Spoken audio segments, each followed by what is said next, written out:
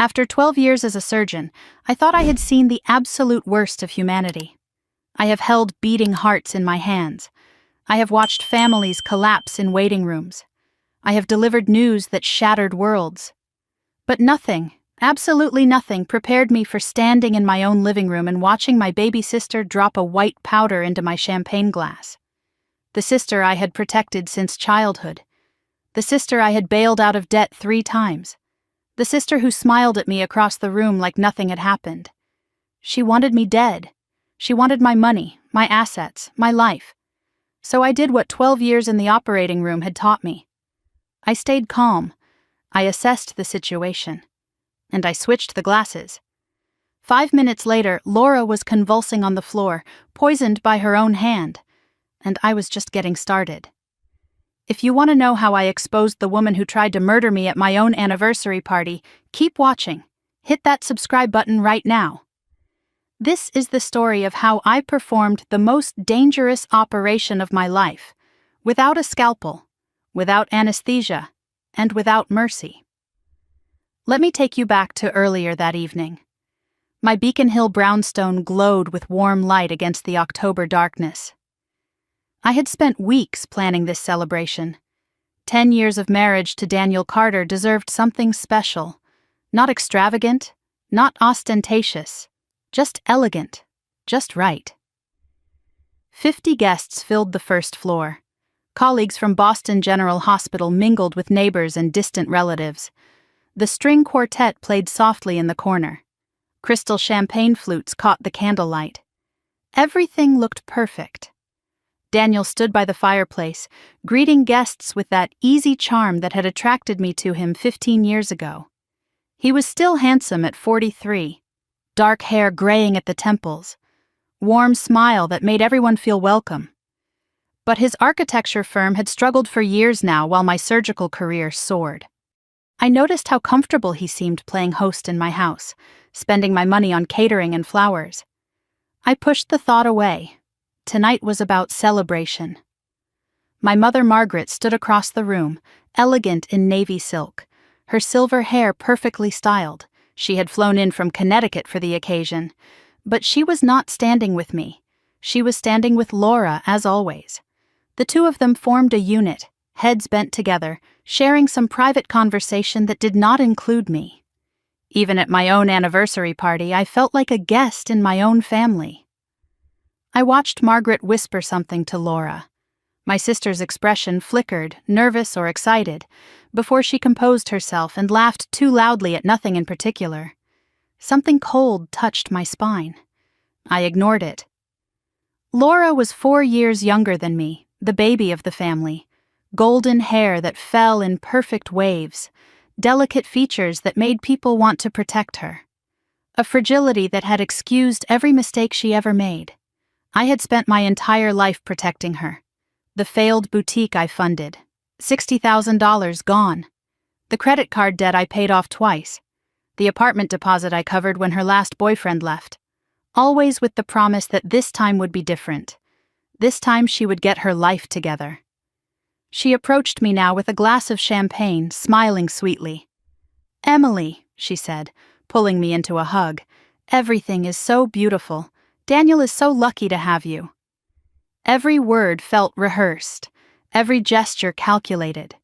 I noticed her dress, designer label, new. Her jewelry was expensive too. Last month she had called me crying about rent. Where did she get money for Valentino? "Thank you for coming," I said carefully. "Of course, I would never miss my big sister's special night." She squeezed my hand. I should go help with the toast preparations. I watched her walk toward the serving station where 2 crystal champagne flutes waited. They were special glasses I had commissioned for the evening. One etched with my name, one etched with Daniel's. Laura pulled out her phone, typed something rapidly, then deleted it. Her hands trembled slightly. The cold feeling returned, stronger now. I stepped back from the crowd, positioning myself near the grand staircase. A large floral arrangement partially concealed me. Force of habit. Surgeons observe before they act. From this vantage point, I had a clear view of the serving station. Laura glanced around the room, checking if anyone was watching. Daniel was deep in conversation with a colleague. Margaret faced the other direction. The catering staff had retreated to the kitchen. Laura reached into her clutch purse. Her fingers emerged holding a small paper packet. With practiced speed, she tore it open and tipped white powder into the champagne glass, etched with my name. My medical brain activated immediately. The powder dissolved too quickly to be sugar. The texture was wrong. The way Laura's hand steadied after the act told me everything. This was not a prank. This was not a joke. This was premeditated. Time seemed to slow. My heart rate stayed controlled. Panic is for amateurs. I learned in residency that when blood is spurting and monitors are screaming, the surgeon who panics kills the patient. I was not going to be the patient tonight. Laura stirred the champagne gently, then checked her phone again. I caught a fragment of text on the glowing screen. Done. Get ready. Get ready for what? I noticed Daniel excuse himself from his conversation. He walked toward the back door. His timing was too perfect. He did not look at Laura, but Laura watched him go. My hands remained steady. 3 minutes until the toast. I needed to move now. I walked through the crowd with measured grace, greeting guests, accepting compliments, revealing nothing of the storm inside me. 12 years of delivering devastating news to families had taught me to control my face absolutely.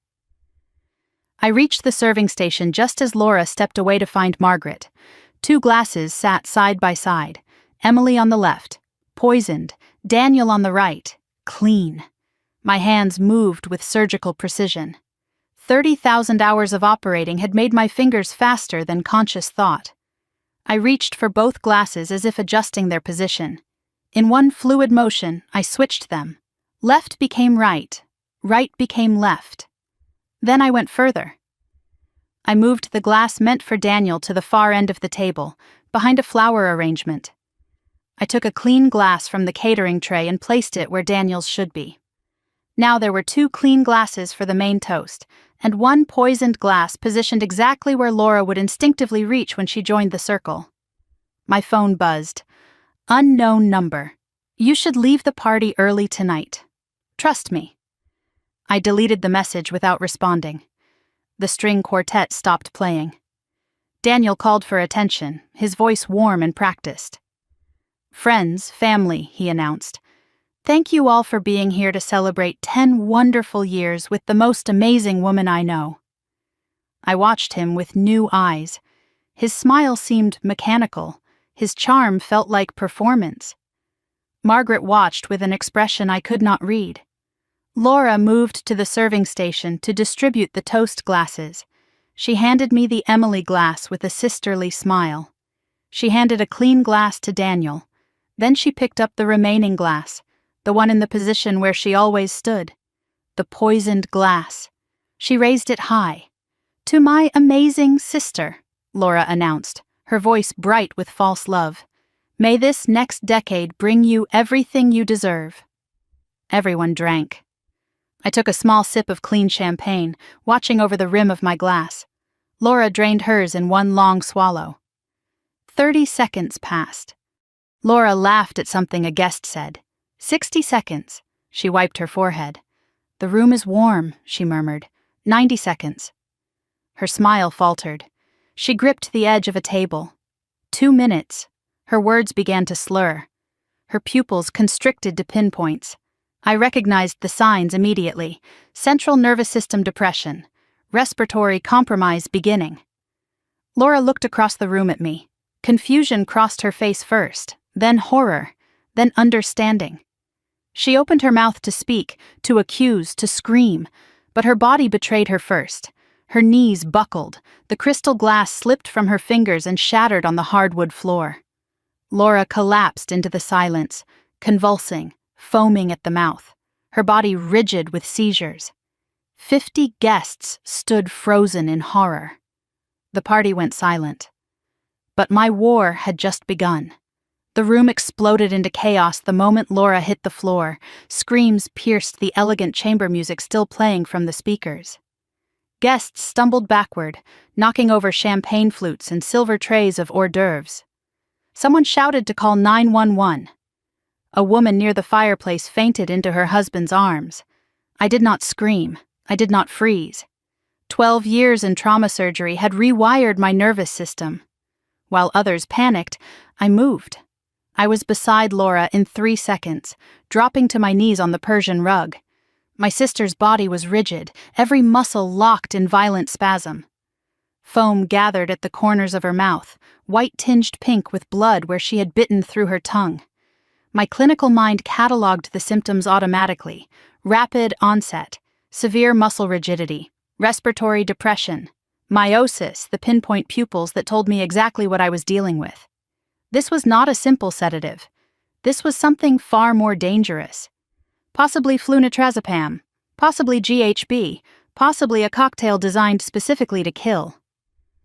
Laura's eyes rolled back. Her breathing became shallow, labored, the desperate gasps of a body forgetting how to survive. I barked orders at the frozen crowd. Someone turn off that music. You, call 911 and tell them we have a possible drug overdose with respiratory distress. You, get me ice and a clean towel. Everyone else step back. Give her air. In my peripheral vision, I saw Daniel standing frozen by the back door. He was not rushing to help. He was not calling for assistance. He was simply watching, his face pale with something that looked less like concern and more like fear. I filed that observation away and focused on my sister. I tilted Laura's head back, clearing her airway. I checked for obstructions, monitored the pulse at her neck. Rapid but weakening. The convulsions began to subside, but this was not a good sign. It meant the drug was taking deeper hold, shutting down her central nervous system one function at a time. I performed a jaw thrust maneuver, keeping the airway open. My hands moved with the precision of 10,000 surgeries, but my mind worked on 2 levels. Level 1. Save my sister's life. Whatever Laura had done, whatever she had planned, I was still a doctor. I took an oath, and despite everything, this was still my baby sister seizing on the floor of my home. Level 2. Preserve evidence. While stabilizing Laura's head with one hand, my other hand moved to her clutch purse lying beside her. My fingers brushed against a small paper wrapper, the torn edge still sharp. I palmed it smoothly, slid it into my own pocket in one fluid motion. No one noticed. They were too busy panicking. I spotted Laura's shattered champagne glass nearby. The base was still intact, residue visible on the crystal. I made a mental note of its exact position. That glass would need to be tested. "Is she breathing?" someone asked from behind me. "Barely. The ambulance needs to hurry." Margaret pushed through the crowd and dropped beside me. But instead of asking if Laura was okay, instead of asking what happened, my mother grabbed my wrist with surprising strength. "What did you give her?" Margaret hissed, her eyes wild with accusation. I stared at my mother in disbelief. Laura was dying on the floor, and Margaret's first instinct was to blame me. "I didn't give her anything," I said, keeping my voice steady despite the rage building in my chest. "She's been poisoned. Someone put something in her drink." Margaret's eyes narrowed with decades of suspicion. "You've always been jealous of her, ever since you were children." I wanted to scream. I wanted to shake her, force her to see the truth that was lying right in front of us. But 50 witnesses were watching this scene unfold. I could not afford to lose control. "Mother, I'm trying to save her life. If you want to help, get my medical bag from the upstairs bathroom. If you want to accuse me, do it later." Margaret hesitated, her face contorting with conflicting impulses. Then she stood and disappeared into the crowd. A colleague approached, Dr. Nathan Cross, a cardiologist from Boston General. "Emily, let me help. What do you need?" Finally, someone rational. "Keep her airway clear, monitor her breathing. I need to check her vitals." As I worked, I noticed a bruise on Laura's forearm, fresh, finger-shaped, as if someone had grabbed her hard recently. Who had hurt her? Or was she hurting herself to build some kind of victim narrative? The ambulance sirens wailed in the distance, growing closer. I looked around for Daniel. My husband of 10 years should have been beside me. He should have been asking what happened, how he could help, whether I was okay.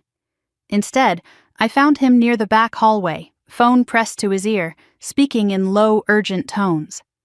He was not looking at Laura. He was not looking at me. He was looking at the door, calculating something I could not understand. When he noticed me watching, he ended the call abruptly and walked over. His face rearranged itself into concern, but the transition was a fraction too slow. "Em, what happened? Is Laura okay?" She collapsed. Possible overdose or poisoning. I watched his reaction carefully. "Did you see anything? Anyone near the drinks?" Daniel shook his head too quickly. "No, I was talking to the Hendersons. I didn't see anything." But I remembered clearly. Daniel had excused himself from that conversation before the toast. I saw him walk toward the back door. He was nowhere near the Hendersons when Laura poisoned my champagne. He was lying. Daniel knelt beside Laura and took her hand. His grip was gentle, almost tender. The way a husband holds a wife's hand. Not the way a brother-in-law holds a sister-in-law's. I filed that away too. The paramedics burst through the front door with a stretcher. I briefed them with clinical precision. Female, 36 years old. Sudden collapse during a party. Suspected drug ingestion. Loss of consciousness. Respiratory depression. Convulsions lasting approximately 2 minutes. They worked quickly, loading Laura onto the stretcher, attaching monitors, starting an IV line. Her vitals were weak, but holding. "Are you family?" the lead paramedic asked. "I'm her sister, and I'm a surgeon at Boston General." He nodded, respecting the credential. "You can ride with us." I grabbed a clean napkin from the nearest table and carefully picked up the base of the shattered champagne glass, preserving any residue. "This needs to go to the hospital lab. It may contain whatever poisoned her." As they wheeled Laura out, I glanced back at my house. My beautiful brownstone, decorated for celebration, now a crime scene. Through the window, I saw Daniel watching us leave. He did not wave. He did not follow. He simply stood there, phone still in his hand, his expression unreadable. Boston General Hospital. I knew every corridor, every nurse, every attending physician, but tonight I was not a surgeon. I was a family member in the emergency waiting room, sitting on plastic chairs under fluorescent lights. The irony burned. I had given the champagne glass to a trusted colleague in the lab, Dr. Amara Okonkwo, a toxicologist who owed me a favor. She promised rush results, no questions asked. The powder wrapper was still in my pocket, burning like evidence of a crime I did not commit. Margaret arrived 20 minutes later. She did not sit next to me. She chose a chair across the room and stared at me with undisguised hostility. Daniel did not come at all. I checked my phone. No messages from my husband. No, "Are you okay?" No, "What's happening?" Nothing. 10 years of marriage, and he could not even pretend to care. A nurse I recognized approached hesitantly. "Dr. Carter, there's a detective here. He wants to speak with you about what happened at your party." 2 hours later, a doctor emerged from the treatment area. Laura was stable. She was awake. She was asking for family. Margaret and I followed him to Laura's room. My sister lay in the hospital bed, pale but alert, an IV dripping fluids into her arm. She looked fragile, victimized, perfect. The moment Laura saw me, her expression transformed. Her eyes widened in theatrical terror. She shrank back against the pillows as if I were a monster from a nightmare. She pointed a trembling finger at me. "Get her away from me." Margaret rushed to Laura's side. "Sweetheart, what is it? What happened?"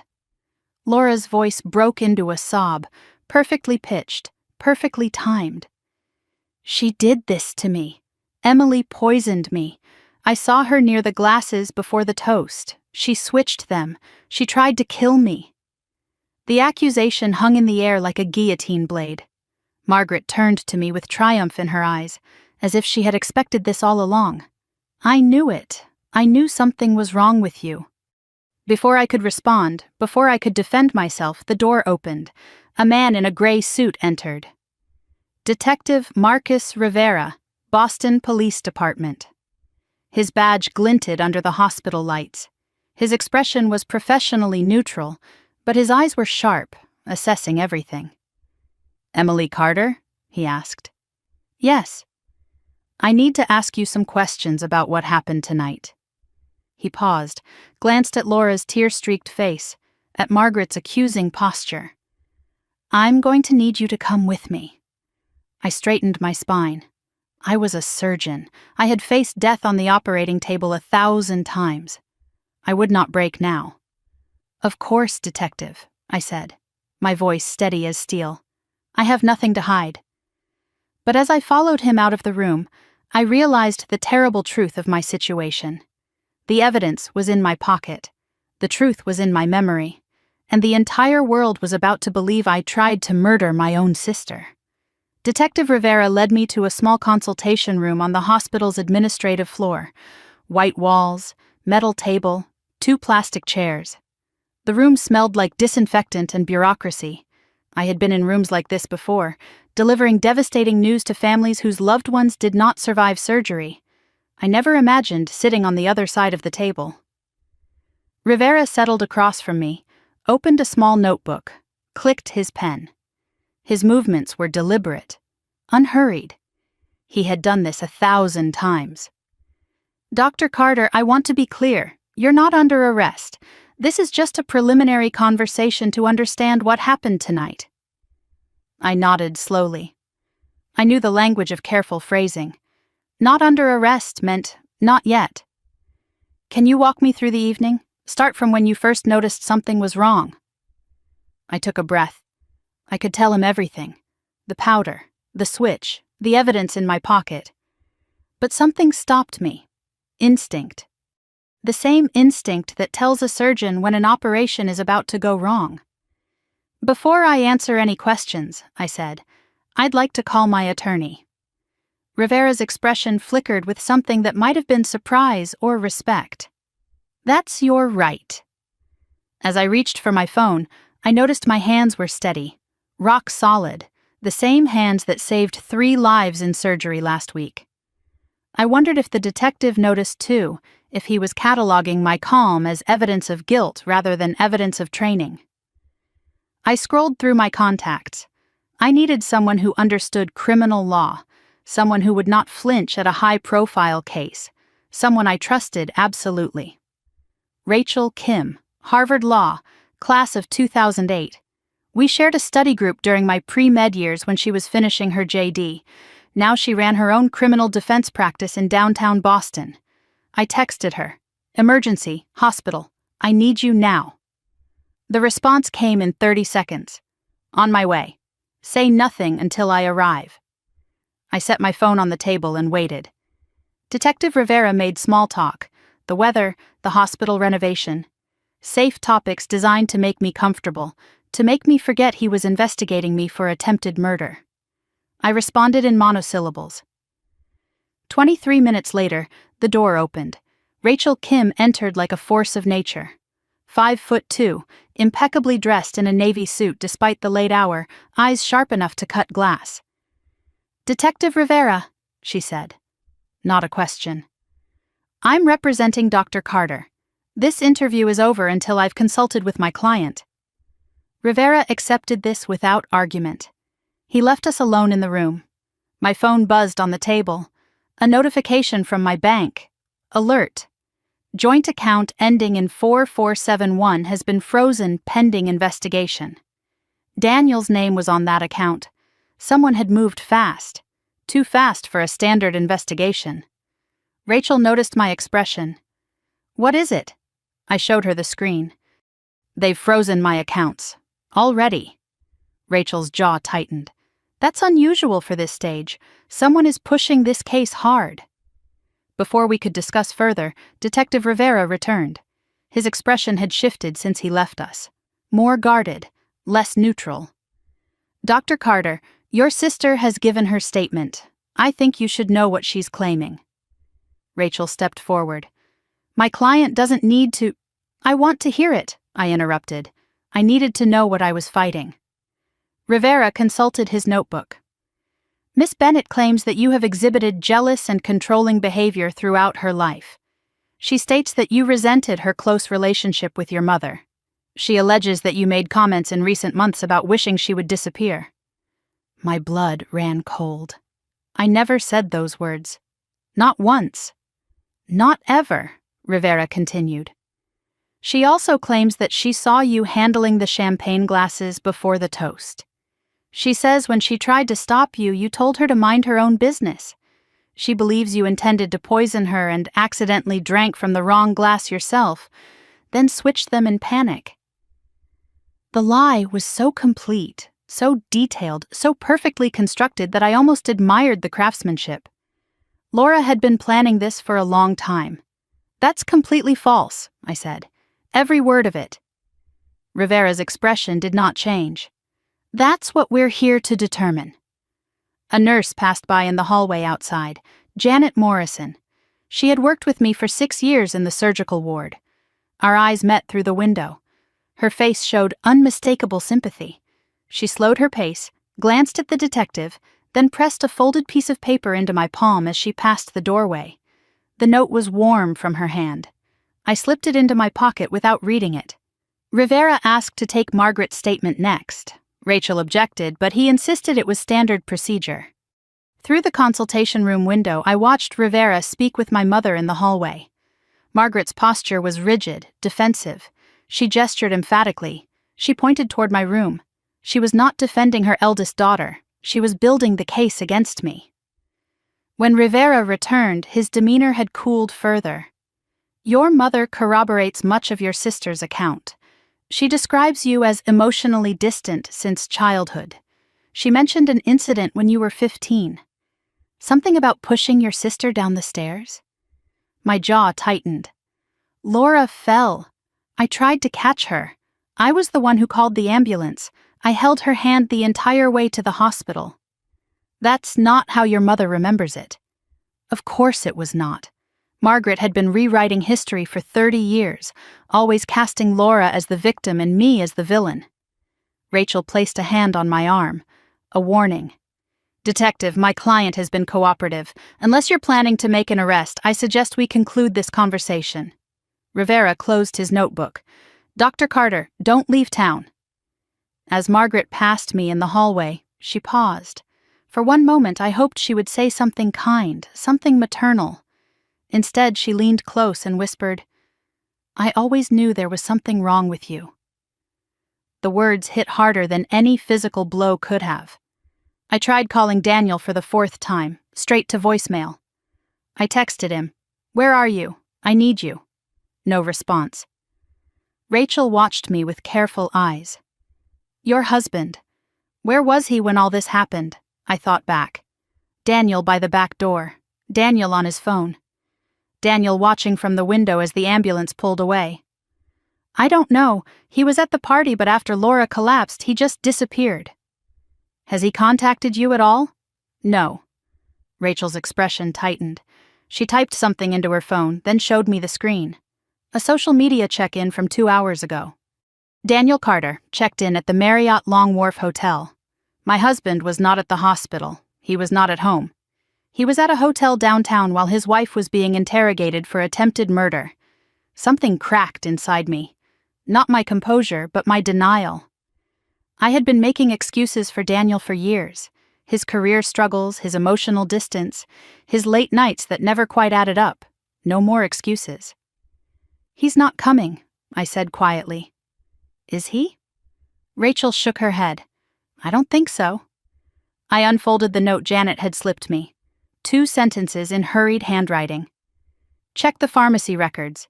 Your sister bought ketamine 3 days ago. I showed the note to Rachel. Her eyes widened. Ketamine? That's a controlled substance. How would Laura get access to that? I don't know, but Janet wouldn't risk her career to pass me false information. Rachel guided me to a quiet corner of the hospital lobby. The hour was late, past midnight, and the corridors were nearly empty. Emily, I need to tell you something. Her voice was low, serious. Before I came here tonight, I ran a quick background check on your sister. Standard procedure for any case I take. And? Laura retained legal counsel 2 weeks ago. Not a criminal attorney, an estate lawyer named Gerald Whitmore. He specializes in conservatorship and guardianship cases. I blinked. Conservatorship? That's for people who can't manage their own affairs. People with dementia or severe mental illness. Exactly. Rachel pulled out her tablet, showed me a document. I have a contact at the courthouse. Laura filed a preliminary petition 3 days ago. Before the party, she was seeking to have you declared mentally incompetent. The document was real. My name was typed across the top. The grounds listed included erratic behavior, paranoid delusions, and potential danger to self and others. None of it was true. All of it was fabricated. She wasn't just trying to kill me, I whispered, understanding finally crystallizing. She was trying to take everything I have. Rachel scrolled to the next page of the document. There's more. Look at the signature at the bottom. I looked. The page required a co-signer, someone who would support Laura's claims about my mental instability, someone who knew me intimately. The signature read, Daniel Carter. My husband had signed a document declaring me mentally unfit. The pieces fell into place with sickening clarity. Laura's debts, Daniel's affair. Because surely there was an affair. His behavior screamed guilt. The conservatorship petition, the poisoning at the anniversary party. This was never about sibling rivalry. This was a coordinated attack. If I had drunk that champagne, I would have collapsed at my own party in front of 50 witnesses. Laura and Daniel would have claimed it was a mental breakdown. The petition was already filed. A judge might have granted emergency guardianship within days. Laura would have controlled my bank accounts, my property, my medical decisions. And with Daniel's help, they would have drained me of everything while I lay incapacitated in some facility. They planned this together, I said. My sister and my husband. Rachel nodded grimly. It looks that way. I stood in the hospital lobby, my world shattered into 1,000 pieces. My sister tried to kill me. My husband helped plan it. My mother chose sides against me. I should have been devastated. I should have been broken. Instead, I felt something else rising in my chest. Cold, sharp, surgical, rage. Not the hot, reckless kind that leads to mistakes. The cold kind. The kind that allows a surgeon to cut through flesh and bone with precision while a patient's life hangs in the balance. Laura wanted a war? I would give her one. But this time I would not be the victim on the operating table. I would be the one holding the scalpel. Rachel, I said, my voice steady as steel. I need you to find out everything about my sister's finances. Every debt, every transaction, every secret she's hiding. And I need it by morning. Rachel smiled. The smile of a lawyer who loves an impossible case. Consider it done. I returned to my Beacon Hill brownstone at 4 a.m. The house was dark, silent, still decorated for a celebration that had become a crime scene. Champagne flutes sat abandoned on tables. Wilted flower arrangements drooped in their vases. The Persian rug where Laura collapsed had been marked with police tape. They had taken samples, photographed everything, left chaos in their wake. I stood in the doorway of my own home and felt like a stranger. Daniel's closet was half empty.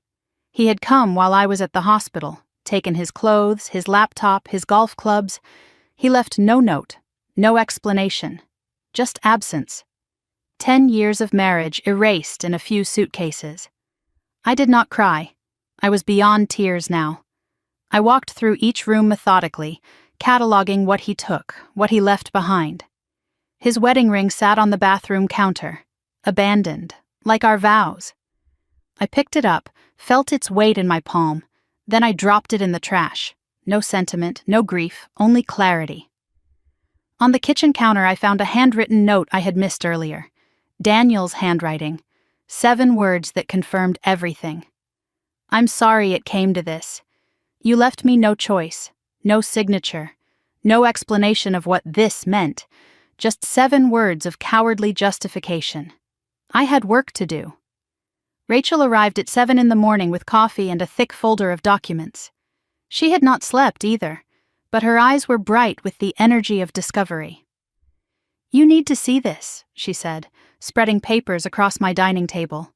"Your sister is drowning." The financial picture was catastrophic. Laura Bennett owed $587,000 across multiple creditors. Credit card debt totaled $140,000. Personal loans added another $200,000. And the rest, the most damaging part, was owed to online gambling platforms and what appeared to be loan sharks. Loan sharks? I stared at the documents. Laura? She's been gambling online for at least 3 years. Started small, a few hundred here and there. Then it escalated. She lost her savings, maxed her credit cards, took out loans against her apartment. When legitimate lenders cut her off, she turned to less legitimate sources. I thought of Laura's designer dress at the party, her expensive jewelry, borrowed glamour masking complete financial ruin. "These people she owes money to," I said slowly. "What happens when she can't pay?" Rachel's expression darkened. "Nothing good. I found threatening messages on a forum she frequented. They know where she lives. They know where your mother lives." Laura was not just greedy. She was desperate enough to kill her own sister. Among the financial documents, Rachel found something else. A receipt from 6 months ago. A consultation fee paid to a private investigator. The subject of investigation was me. Laura had been researching her own sister for half a year. I remembered something then. A conversation from 6 months ago that had seemed innocent at the time. "Laura asked me about my life insurance," I said suddenly. "At Mom's birthday dinner, she said she was just curious about how policies work. She asked who my beneficiaries were." Rachel pulled out another document. "I checked. Your policy is worth $2 million. Primary beneficiary is Daniel Carter. Secondary beneficiary is Laura Bennett." The math was simple. If I died, Daniel would get $2 million. If Daniel and I both died, or if Daniel was somehow removed from the picture, Laura would get everything. I also found this. Rachel slid a bank statement across the table. "Your joint account with Daniel. Look at the transaction from 3 weeks ago." I scanned the statement. My blood turned to ice. $50,000, transferred to an account belonging to Laura Bennett, authorized by Daniel Carter. $50,000 of my money I had earned in the operating room saving lives, given to the woman who tried to kill me. The transfer date was 3 days after Laura filed the conservatorship petition. The money was not a gift. It was payment, a down payment on my murder. Rachel hesitated before pulling out the next item, a printed log of text messages. "I have a contact who does digital forensics. Technically this isn't admissible yet, but you should see what you're dealing with." The messages were between Daniel's phone and a number registered to Laura. They spanned 18 months. I read with clinical detachment, forcing myself to analyze rather than feel. The early messages were flirtatious, inside jokes. "Miss you already. Can't stop thinking about last night." Then they became more intimate, explicit, references to hotel rooms, weekends when I was at medical conferences, a relationship thriving in the shadows of my marriage. Then, 3 months ago, the tone shifted. Laura had written, "We can't keep living like this. She has everything, and we have nothing." Daniel replied, "I know, I'm working on it." Laura, "After this is done, we'll be free."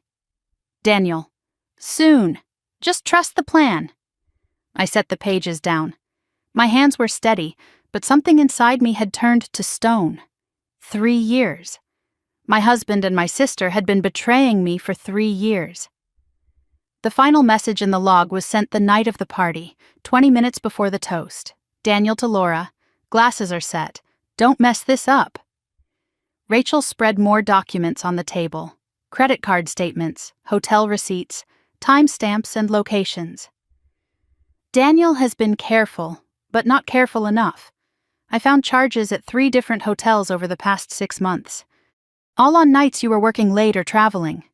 I scanned the receipts. The Langham Boston, $540, the Liberty Hotel, $480, the Marriott Long Wharf, where Daniel was staying right now. Each receipt showed 2 guests. Each receipt was charged to Daniel's card. The card linked to our joint account. He had paid for his affair with my money. "There's more," Rachel said quietly. "Room service charges, champagne, roses. He was romancing her on your dime while you were saving lives in the operating room." One receipt caught my attention, a charge for a safe deposit box rental at the Liberty Hotel. Whatever Daniel and Laura had stored there, they wanted it secure. I made a mental note. Find out what was in that box. My phone rang, a number I recognized.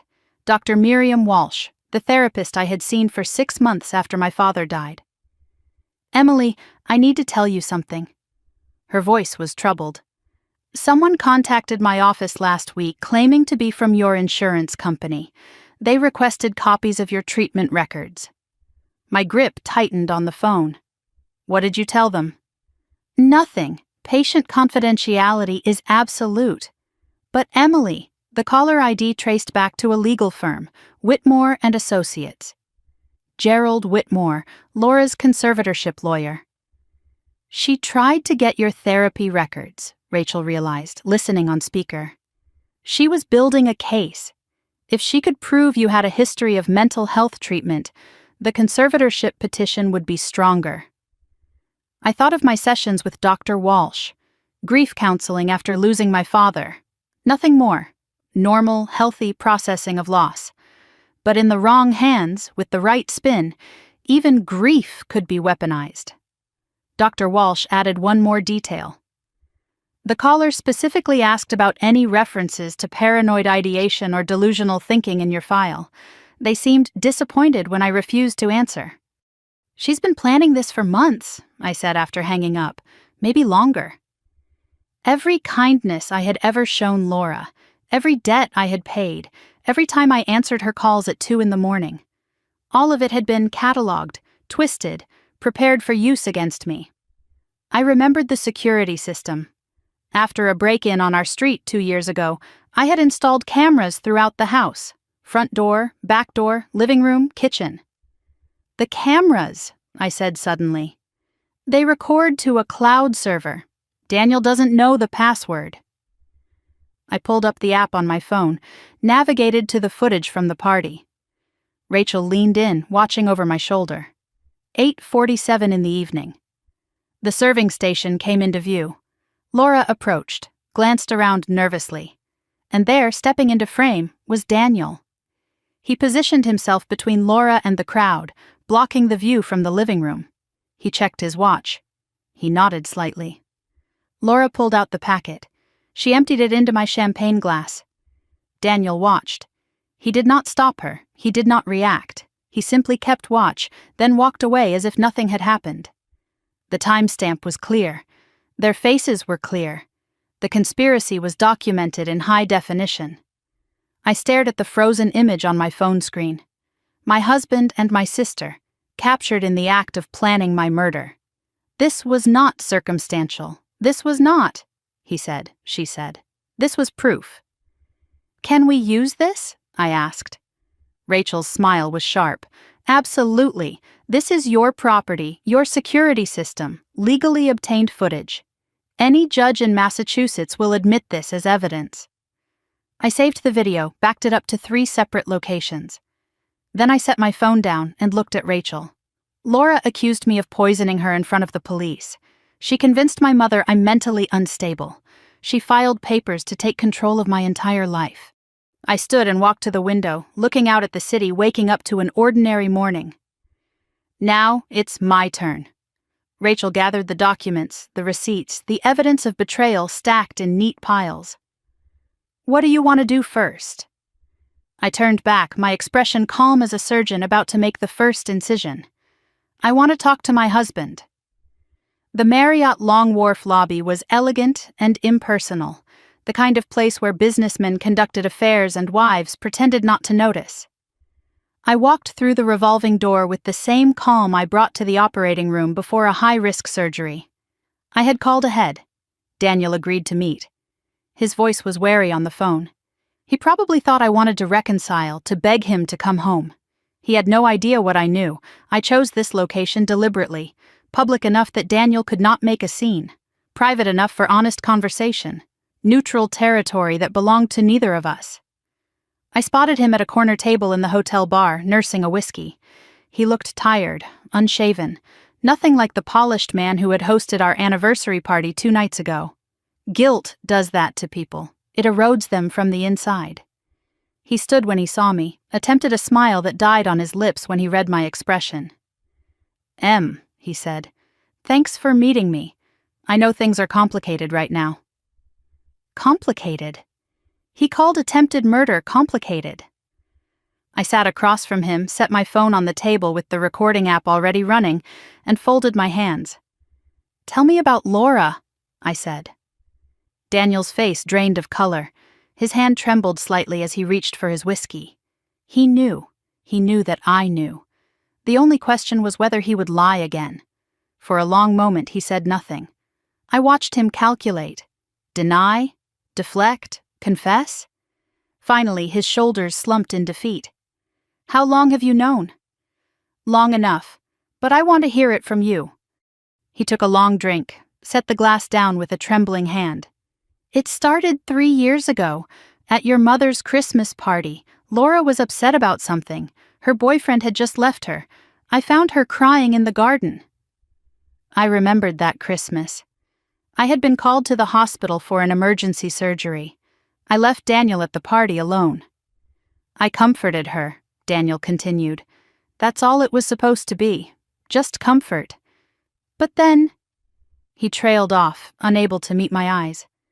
"But then you slept with my sister." He flinched at the bluntness. "It wasn't planned. It just happened." "Once?" Silence. "How many times, Daniel?" His voice dropped to a whisper. "I don't know. Dozens. Maybe more." Dozens? While I worked 16-hour shifts saving lives, my husband was in hotel rooms with my sister. While I paid the mortgage and funded his failing architecture projects, he was funding Laura's gambling debts with my money. "Did you love her?" Daniel looked up, and for the first time I saw something genuine in his eyes.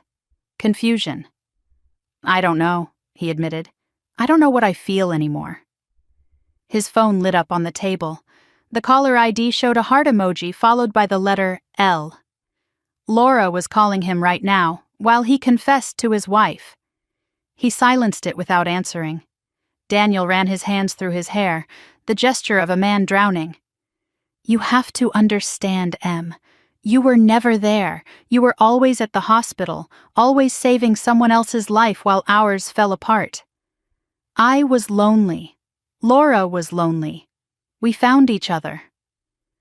I listened without interrupting. I had heard these excuses before. From patients' spouses explaining infidelity, from colleagues justifying bad decisions. The language of blame shifting was universal. "You built a career," Daniel continued, bitterness creeping into his voice. "A brilliant career. Everyone knows Dr. Emily Carter. No one knows Daniel Carter, the architect whose wife supports him. Do you know how that feels? To be invisible in your own marriage?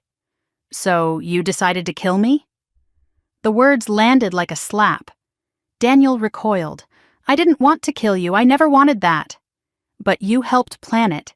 You signed the conservatorship petition. You stood guard while Laura poisoned my champagne."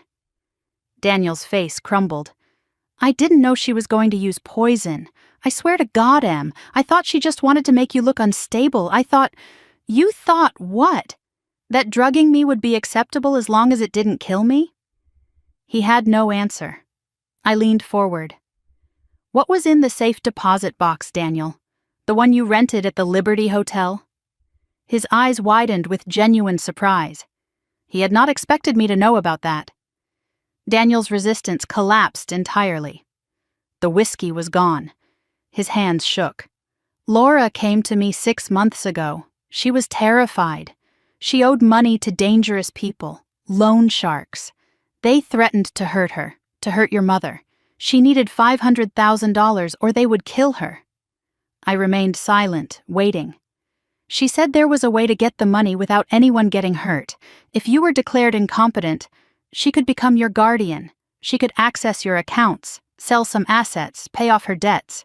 Then later you would recover and everything would go back to normal. And you believed her? I wanted to believe her. Daniel's voice cracked. She promised that once her debts were clear, we could start over. The three of us. She said you would never have to know about us. The naivety was almost painful. Laura had manipulated Daniel the same way she manipulated everyone, by telling him exactly what he wanted to hear. The conservatorship wouldn't have been temporary, I said flatly. Once Laura had control, she would have drained everything. My savings, my investments, my retirement funds, and when there was nothing left, she would have found a way to make my incapacity permanent. Daniel stared at me, realization dawning. She used me, he whispered. Yes, and you let her, because you were too weak and too selfish to see what was right in front of you. Daniel reached into his jacket pocket, pulled out a USB drive. This is everything. Emails, plans, account numbers Laura set up. I copied it last week because I started to get scared. I think she was planning to get rid of me too, once I wasn't useful anymore. I took the USB drive. My fingers brushed against Daniel's. The same fingers I had held on our wedding day. The same hands that once made me feel safe. For one moment, the surgical mask slipped. I loved you, I said quietly. For 10 years, I built a life around you. I worked 80-hour weeks so we could have this house, this future. I turned down a fellowship in London because you didn't want to move. I gave up everything I could give, and it still wasn't enough. Daniel's eyes filled with tears. Don't. I held up a hand. Don't apologize, don't explain, don't tell me you're sorry. Words mean nothing from someone who was planning my destruction while sleeping in my bed. I stood, tucking the USB drive into my purse alongside my recording phone. I want you out of my life. Completely. You'll sign whatever divorce papers Rachel sends you, and you'll cooperate fully with any investigation into Laura's crimes. If you do that, I won't push for charges against you. Daniel looked up with desperate hope. And if I don't? My expression hardened. Then I'll show the police the security footage of you standing guard while my sister tried to murder me. Your choice. As I turned to leave, Daniel called out, Wait, there's something else. Something Laura told me that you need to know. I paused. It's about your father. Laura said the car accident wasn't an accident. I froze mid-step. My father, Robert Bennett, died 10 years ago in a car crash. Single vehicle, wet roads, a sharp curve on the highway. The police ruled it accidental. The family mourned. Life went on. What did you say? Daniel's voice was barely audible. Laura was drunk one night, about a year ago.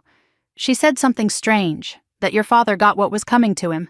I asked what she meant, but she changed the subject and never mentioned it again. That's not proof of anything. No, but she also said your father was going to cut her out of the will before he died. He found out she had been forging his signature on checks. He told her he was going to disinherit her the following week. The following week? Robert Bennett died 3 days before his scheduled meeting with the estate attorney. My mind raced. Could Laura have done something that monstrous? Could my baby sister have killed our father for money? It seemed impossible. But it had seemed impossible that Laura would try to poison me, too. I need to go, I said, my voice hollow. I walked out of the hotel bar without looking back. In the parking garage, my phone buzzed. A text from an unknown number. Stop digging or you'll end up like your father. I stared at the screen. Someone was watching. Someone was warning me. Or threatening me. I met Rachel at a coffee shop far from Beacon Hill, far from anyone who might recognize us. I handed over the USB drive, replayed Daniel's recorded confession, showed her the threatening text message.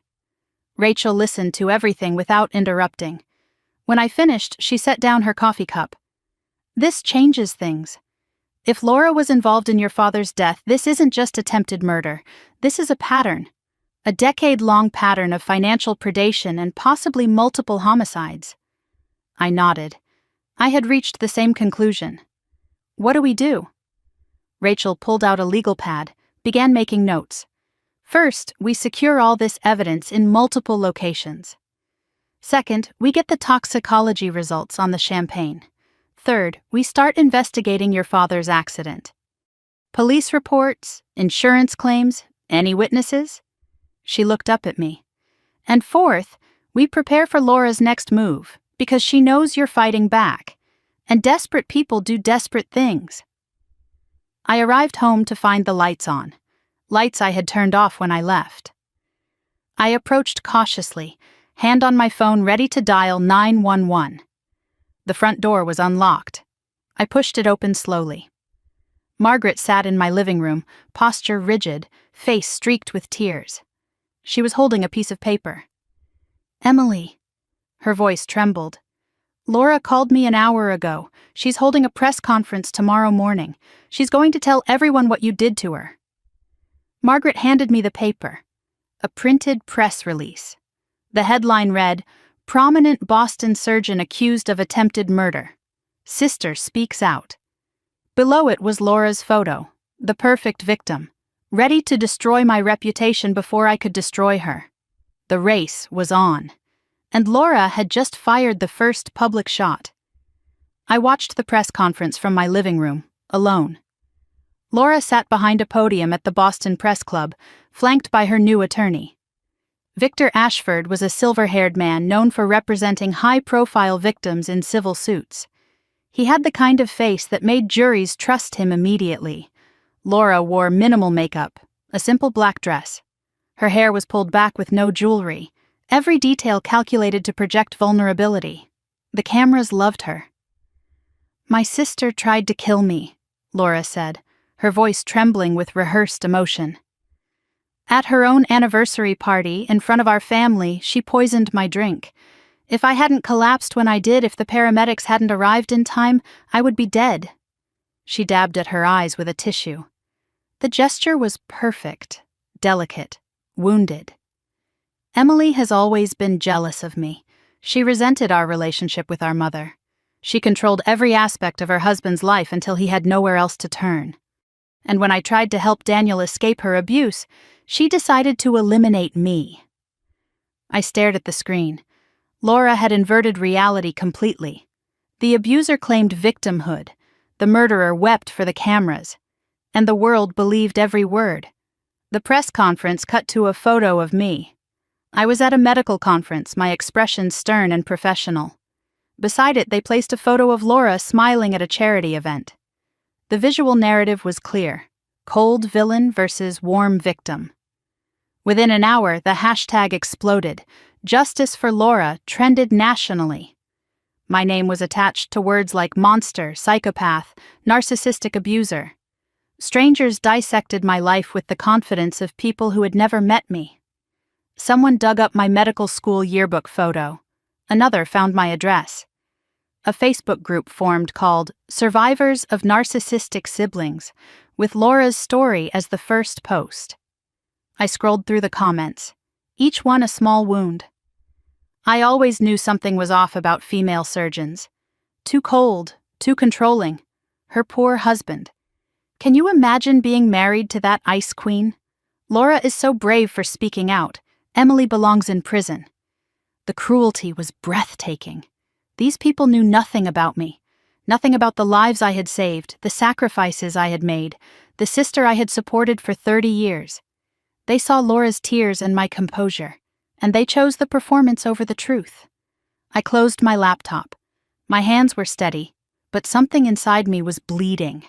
12 years of building a reputation, destroyed in 12 hours. My phone rang, the hospital administrator's number.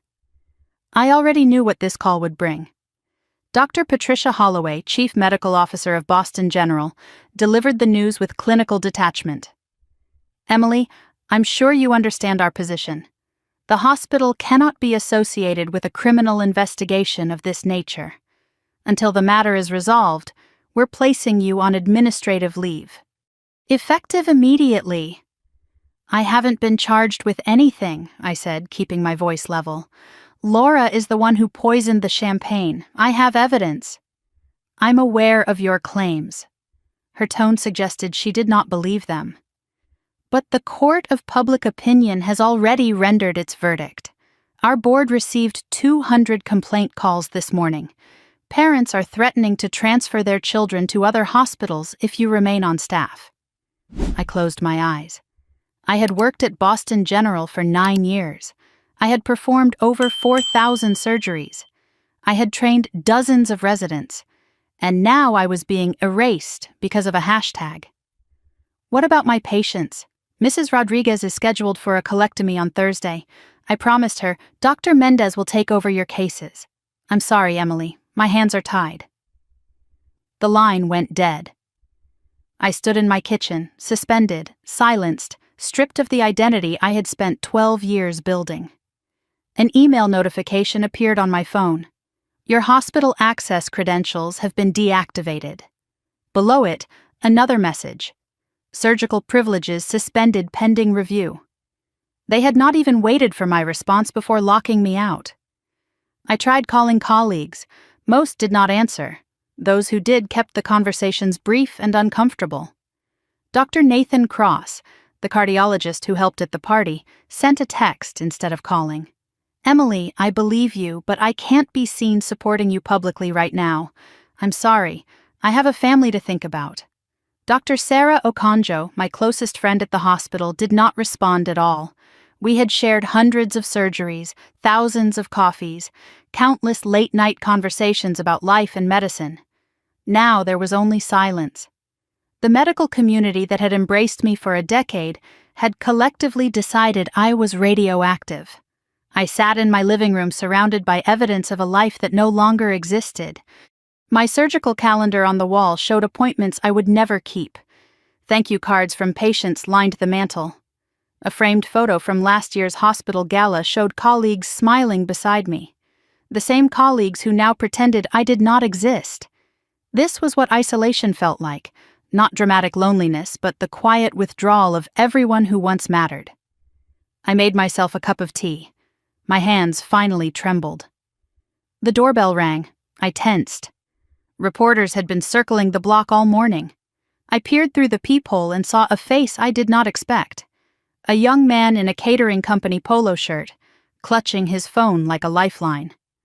I opened the door cautiously. Dr. Carter? He looked terrified.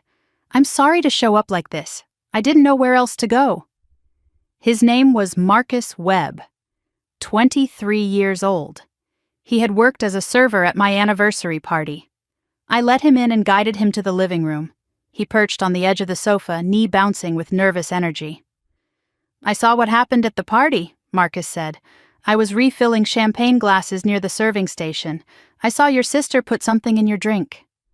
My heart rate spiked, but I kept my voice calm. Did anyone else see? I don't think so, but I recorded it. He held up his phone. I was filming the decorations for my Instagram, the ice sculptures and stuff. I didn't realize until later that I caught everything. He turned the phone toward me. The video was shaky, partially obstructed by a flower arrangement, but the essential elements were clear. Laura approaching the glasses. Laura checking over her shoulder. Laura dropping white powder into the glass etched with my name. Laura stirring and walking away. Why didn't you go to the police? I asked. Marcus's face crumpled with shame. I was scared. I'm on a work visa. My boss said if I got involved in anything controversial, he would fire me. But then I saw the news and I saw what she's saying about you, and I couldn't just stay quiet. You're here now, I said quietly. That's what matters. Marcus scrolled to another video on his phone. There's more. I kept recording during the toast. I caught the moment you switched the glasses. It proves you didn't poison her. You defended yourself. The second video was clearer than the first. Marcus had been positioned near the front of the crowd when the toast began, filming the anniversary celebration. I watched myself on screen. I approached the serving station while Laura was distracted. My hands moved with surgical precision, left to right to left. The switch took less than 2 seconds. Then Laura picked up the poisoned glass, raised it high, drank. This is it, I breathed. This is proof that I knew about the poison before the toast. I didn't attack her. I redirected her own attack. Rachel arrived 20 minutes later, summoned by my urgent call. She watched both videos 3 times, her lawyer's mind cataloging every detail. "This is admissible," Rachel confirmed. "Marcus filmed on his personal phone at a public event. There's no expectation of privacy. Combined with your home security footage and the toxicology results we're expecting, we have a complete picture." I turned to Marcus. "Are you willing to testify?" The young man hesitated, fear warred with conscience on his face. "They'll come after me," he said. "Your sister's lawyer, the media, everyone." "I'll protect you," I promised. "Whatever it takes." Marcus took a shaky breath. "Okay, I'll do it." Rachel's phone buzzed. She read the message, and her expression shifted to something between triumph and grim satisfaction. "The toxicology results are in. The champagne contained rohypnol, flunitrazepam, the same compound found in your sister's bloodstream. It's a match." The scientific proof was now complete. Laura had poisoned the champagne with a date rape drug. A drug that in high enough doses could cause respiratory failure and death. Rachel spread documents across my dining table, which had now become a war room. "Laura went public first, which means we need to hit back hard and fast, not just legally but in the media. We need to control the narrative." "What do you suggest?" "I have a contact at the Boston Globe. Investigative reporter, won a Pulitzer 2 years ago.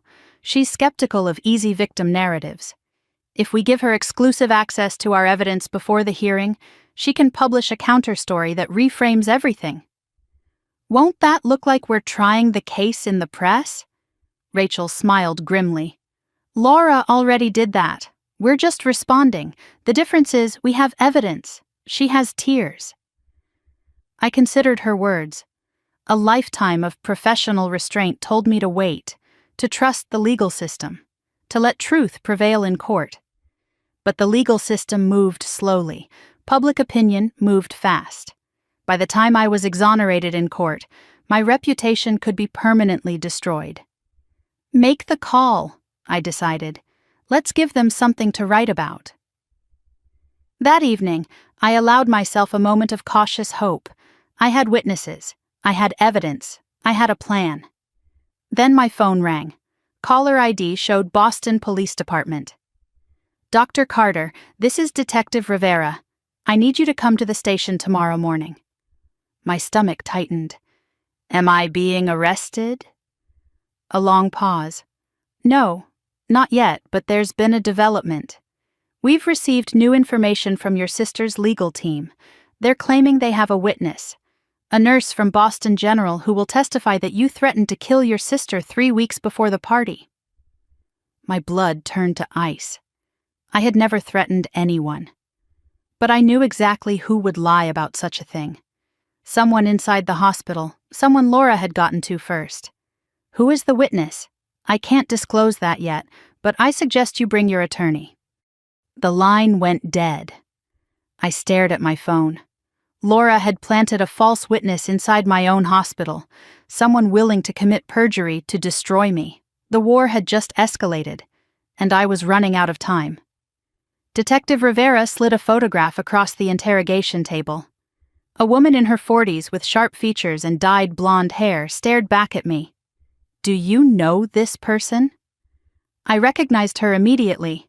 Denise Hartley, a surgical nurse who had worked on my team for 2 years before transferring to another department. We had conflicts. She was sloppy, missed protocols, resented my exacting standards. I filed 3 formal complaints before she was finally reassigned. "She's claiming you threatened your sister during a phone call in the surgical lounge 3 weeks ago," Rivera said. "She says you told Laura, and I quote, 'I could kill you and make it look like an accident. I'm a surgeon. I know exactly how to do it.'" My jaw tightened. I never said those words. I haven't spoken to Laura in over a month before the party. Denise Hartley has a personal grudge against me. "Can you prove that?" Rachel interposed smoothly. "Can you prove she's telling the truth? Where's the corroboration, phone records, other witnesses?" Rivera's expression flickered with uncertainty. I remembered something then. 3 weeks ago, I was in Chicago at the American College of Surgeons conference. I had flight records, hotel receipts, photographs time-stamped from the presentation I delivered to 300 surgeons. I was never in Boston that day. Rachel produced my travel documents within the hour, flight confirmation from Logan to O'Hare, hotel receipt from the Palmer House Hilton, conference registration badge, photos from the event showing me at the podium at the exact time Denise claimed I was threatening Laura in a hospital lounge 800 miles away. Detective Rivera examined the evidence, his expression shifting from skepticism to something closer to belief. "This appears to contradict Miss Hartley's statement," he admitted. "It doesn't just contradict it," Rachel said firmly. "It proves she's lying. Dr. Carter was 800 miles away when this alleged threat occurred. I want to file a formal complaint for filing a false police report." Rivera nodded slowly. "I'll need to re-interview Miss Hartley." After he left, I turned to Rachel. "Laura got to her. She must have paid Denise or promised her something." "Which means Laura is scared," Rachel replied. "She's manufacturing witnesses because she knows her case is falling apart. Desperate people make mistakes."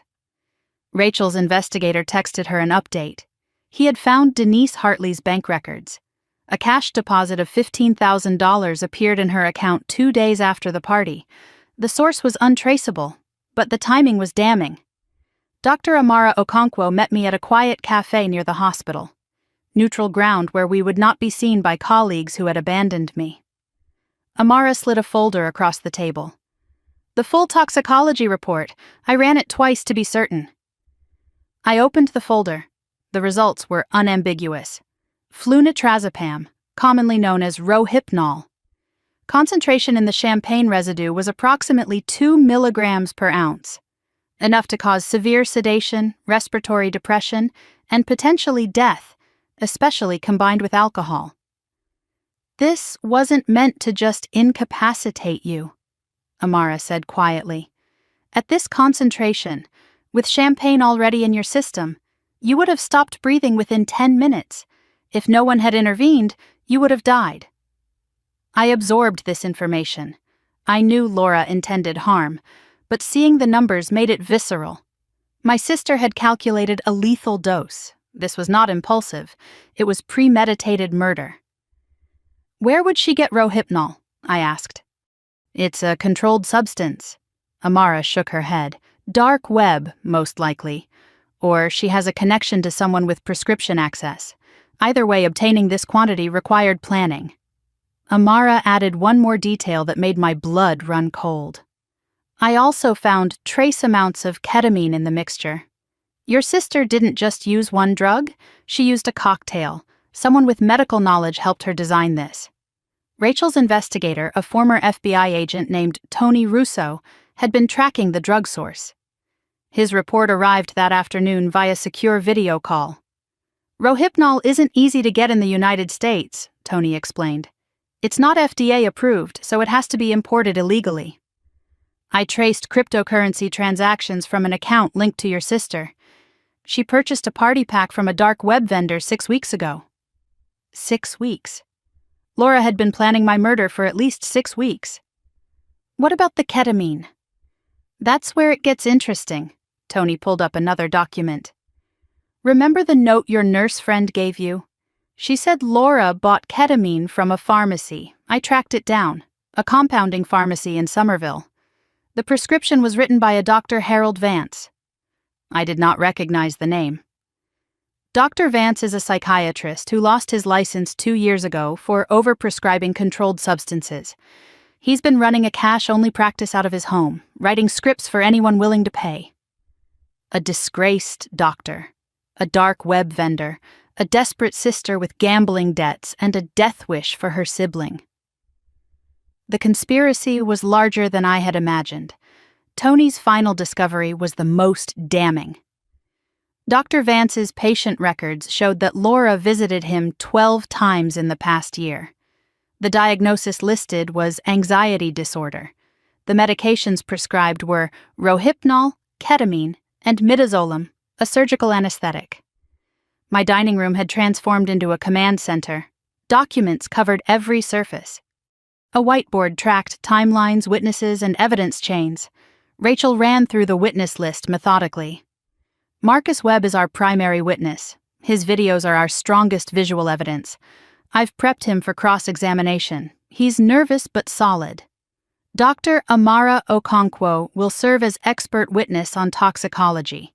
She'll explain the drug cocktail and its lethality. Her credentials are impeccable.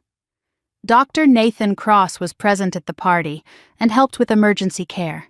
He's agreed to testify about Laura's symptoms being consistent with self-poisoning.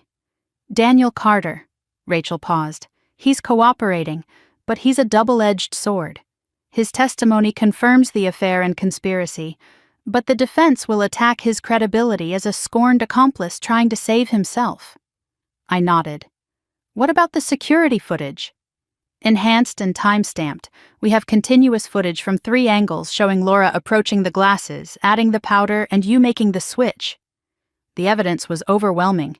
Any reasonable person would see the truth, but I knew trials were not always about truth. They were about narrative, performance, and persuasion. Rachel hesitated before her final update. There's one more potential witness, someone I've been trying to reach for 2 days. Someone who might know about your father's accident. His name was George Kellerman, 72 years old, retired auto mechanic, living in a nursing home in Worcester.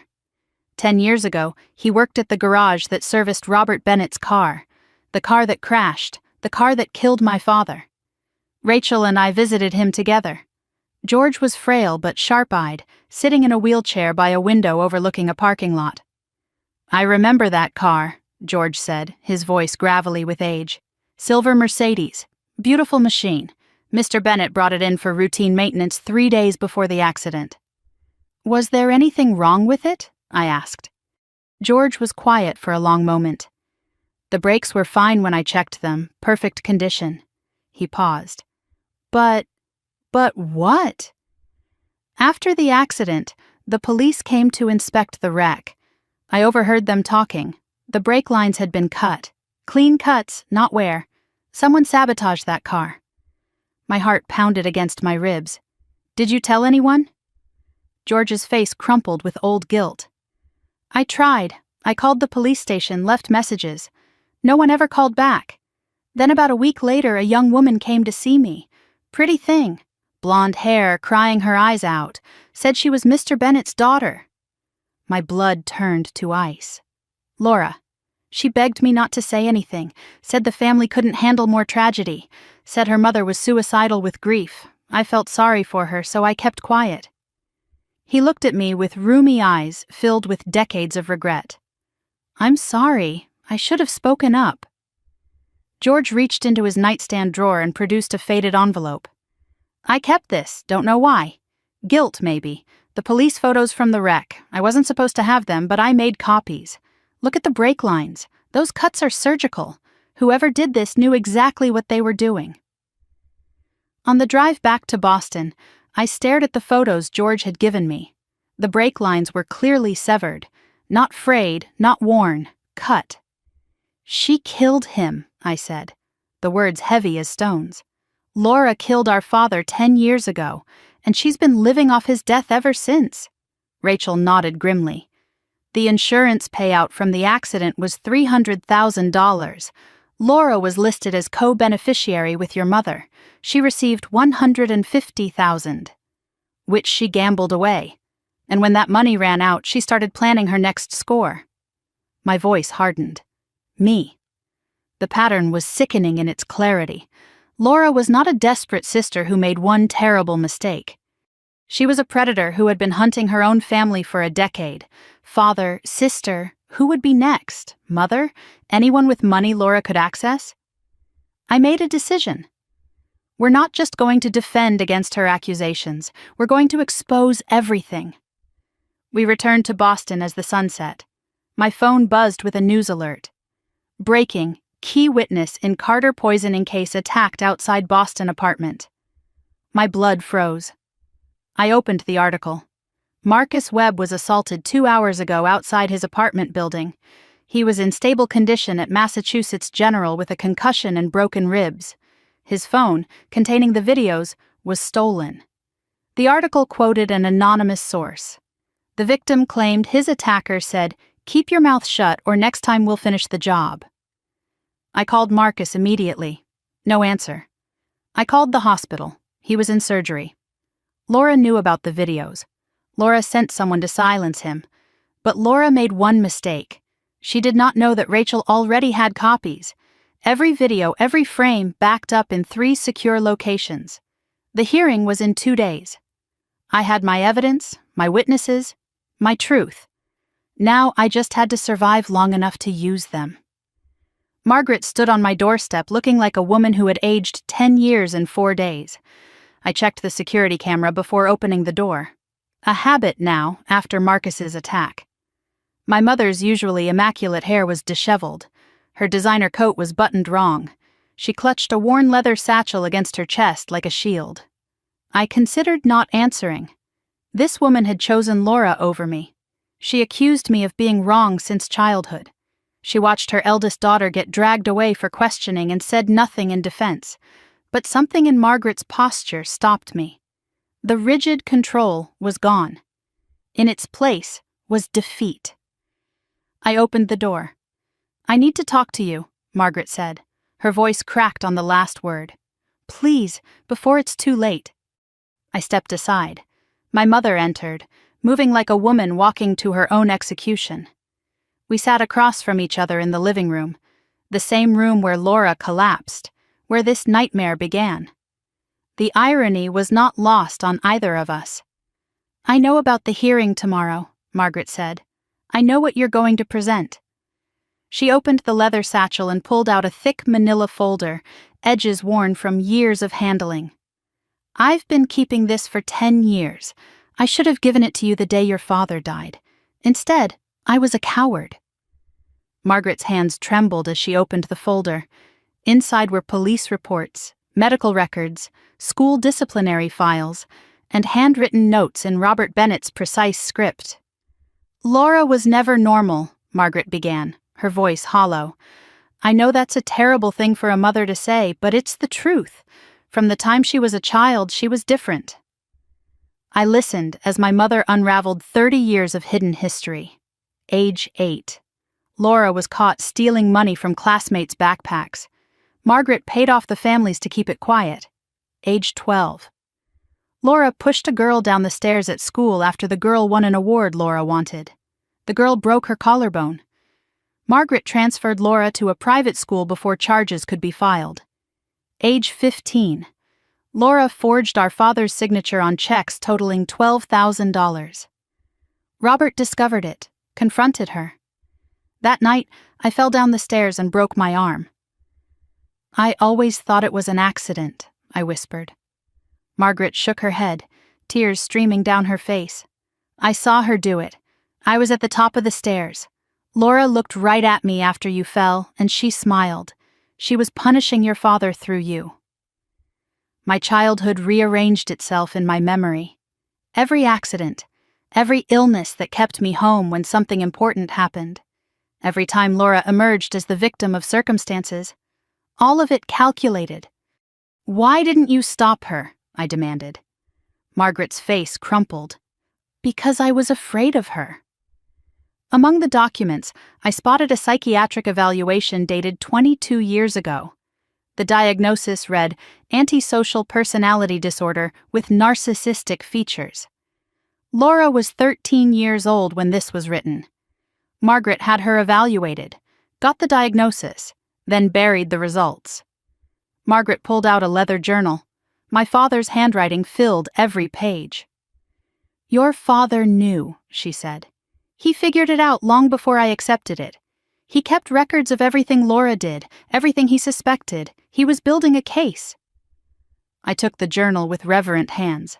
My father's voice spoke from the pages. March 15th. Found evidence L has been accessing E's college fund. Forged my signature on withdrawal slips. Amount $8,000. Confronted L. She denied everything, then cried, then threatened to tell police I was abusing her. M believes her. M always believes her. April 3rd. Consulted attorney about disinheriting L complex process, but necessary. E must be protected. L is escalating. I fear what she might do when she realizes the money is being cut off. April 10th. Received anonymous threat. Stop investigating or face consequences. L must have allies. Who is helping her? Meeting with estate attorney scheduled for April 14th to finalize new will. I looked at the date of the last entry. April 11th. My father died on April 12th, 2 days before he was scheduled to cut Laura out of the inheritance. He was going to protect me, I whispered. He tried, Margaret said, and she killed him for it. The final page of Robert's journal contained a single line, written in urgent script. If something happens to me, look at the brake lines. Elle has been asking questions about my car. God forgive me for what I'm about to do. I'm installing a camera in the garage. I stared at my mother. A camera? Did he actually install it? Margaret reached into the satchel one final time. Her hand emerged holding a small USB drive, the plastic yellowed with age. I found this in his office safe after he died. I watched it once. Her voice broke completely. Once was enough. I've never had the courage to watch it again. I took the USB drive to my laptop. My hands were steady, surgeon's hands, but my heart pounded against my ribs. The footage was grainy, shot from a high angle in a dimly lit garage. Timestamp: April 11th, 11:47 in the evening, the night before Robert Bennett's fatal accident. A figure entered the frame. Blonde hair caught the light. Laura, younger, thinner, but unmistakably Laura. She approached the silver Mercedes carrying a small toolbox. I watched my sister slide beneath the car. Watched her work with focused precision for 7 minutes. Watched her emerge, examine her hands, and smile. Before leaving the frame, Laura looked directly at the camera. She did not know it was there, but the angle captured her face perfectly. Her expression was calm, satisfied, the expression of someone completing a task. 8 hours later, Robert Bennett's brakes failed on a mountain curve. He was dead before the ambulance arrived. I closed the laptop. The room spun around me. You've had this for 10 years, I said, my voice barely recognizable. You had proof that Laura murdered our father, and you did nothing. Margaret collapsed into sobs. I was going to turn her in, I swear I was. But she came to me the day after the funeral. She said if I ever showed anyone that video, she would tell the police that I helped plan it, that we did it together for the insurance money. She said she had evidence that would destroy me. She blackmailed you. Margaret nodded, wiping her eyes. Every time I considered going to the police, she reminded me what she could do. She said she had documents with my signature, recordings of conversations taken out of context.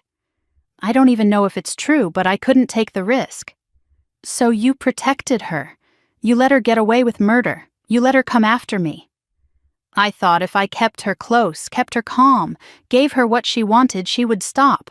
I thought I could control her. Margaret laughed bitterly. I was a fool. You can't control someone like Laura. You can only survive her. I thought of all the years I spent wondering why my mother loved Laura more. All the birthdays where Laura got better gifts. All the holidays where I felt like an outsider in my own family. It was never love. It was appeasement. Margaret was not choosing Laura over me. She was sacrificing me to keep Laura satisfied. The realization did not make it hurt less, but it made it make sense. Why are you telling me this now? I asked. After everything. Why come forward the night before the hearing? Margaret looked at me with hollow eyes. Because Laura called me this morning. She asked me to testify against you tomorrow.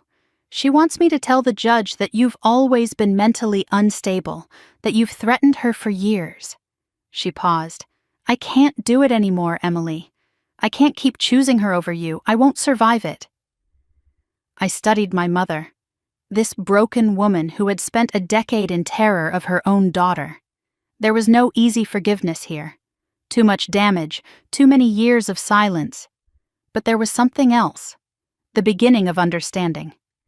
Will you testify? I asked. Not against Laura, for the truth. Will you show the court the journal, the psychiatric evaluation, the video? Margaret's face contorted with fear. She'll destroy me. She'll tell everyone I was complicit. Maybe. Or maybe the truth will finally set you free. You've been Laura's prisoner for 10 years. How much longer are you willing to serve? The question hung in the air. Margaret was silent for a long moment. Then, slowly, she straightened her spine. Something hardened in her eyes.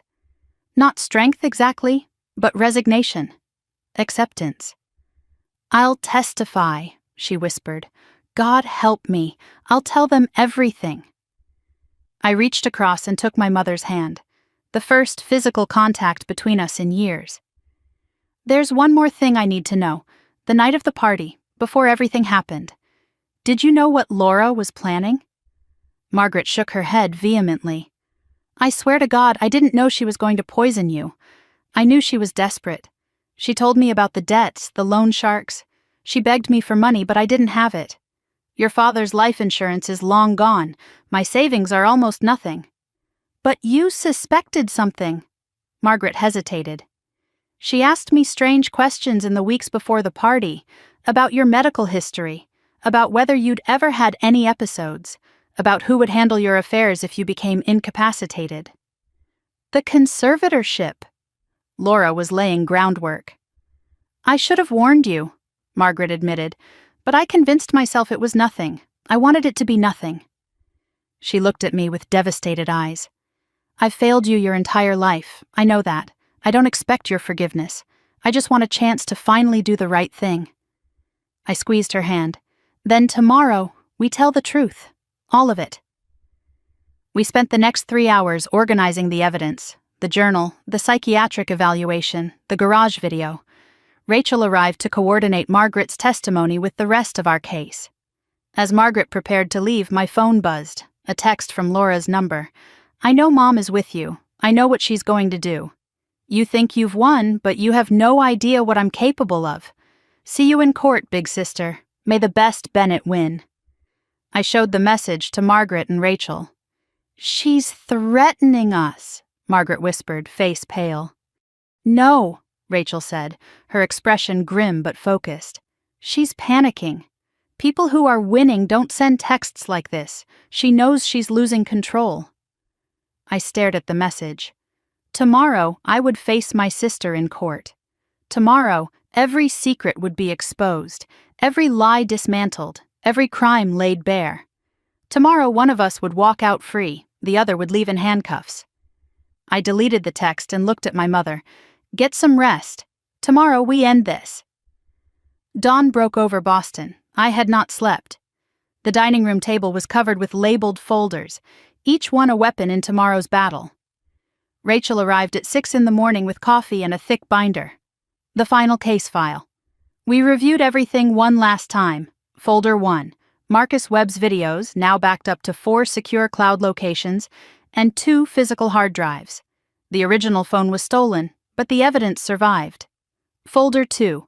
Home security footage showing Laura poisoning the champagne and Daniel standing guard. Enhanced, time-stamped, authenticated by a digital forensics expert. Folder 3.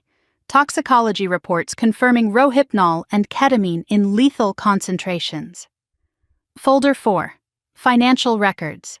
Laura's gambling debts totaling $587,000. The $50,000 transfer from my account. Cryptocurrency transactions linking Laura to dark web drug purchases. Folder 5. The conservatorship petition and related documents showing premeditation weeks before the party. Folder 6. Daniel's recorded confession and the USB drive containing conspiracy communications.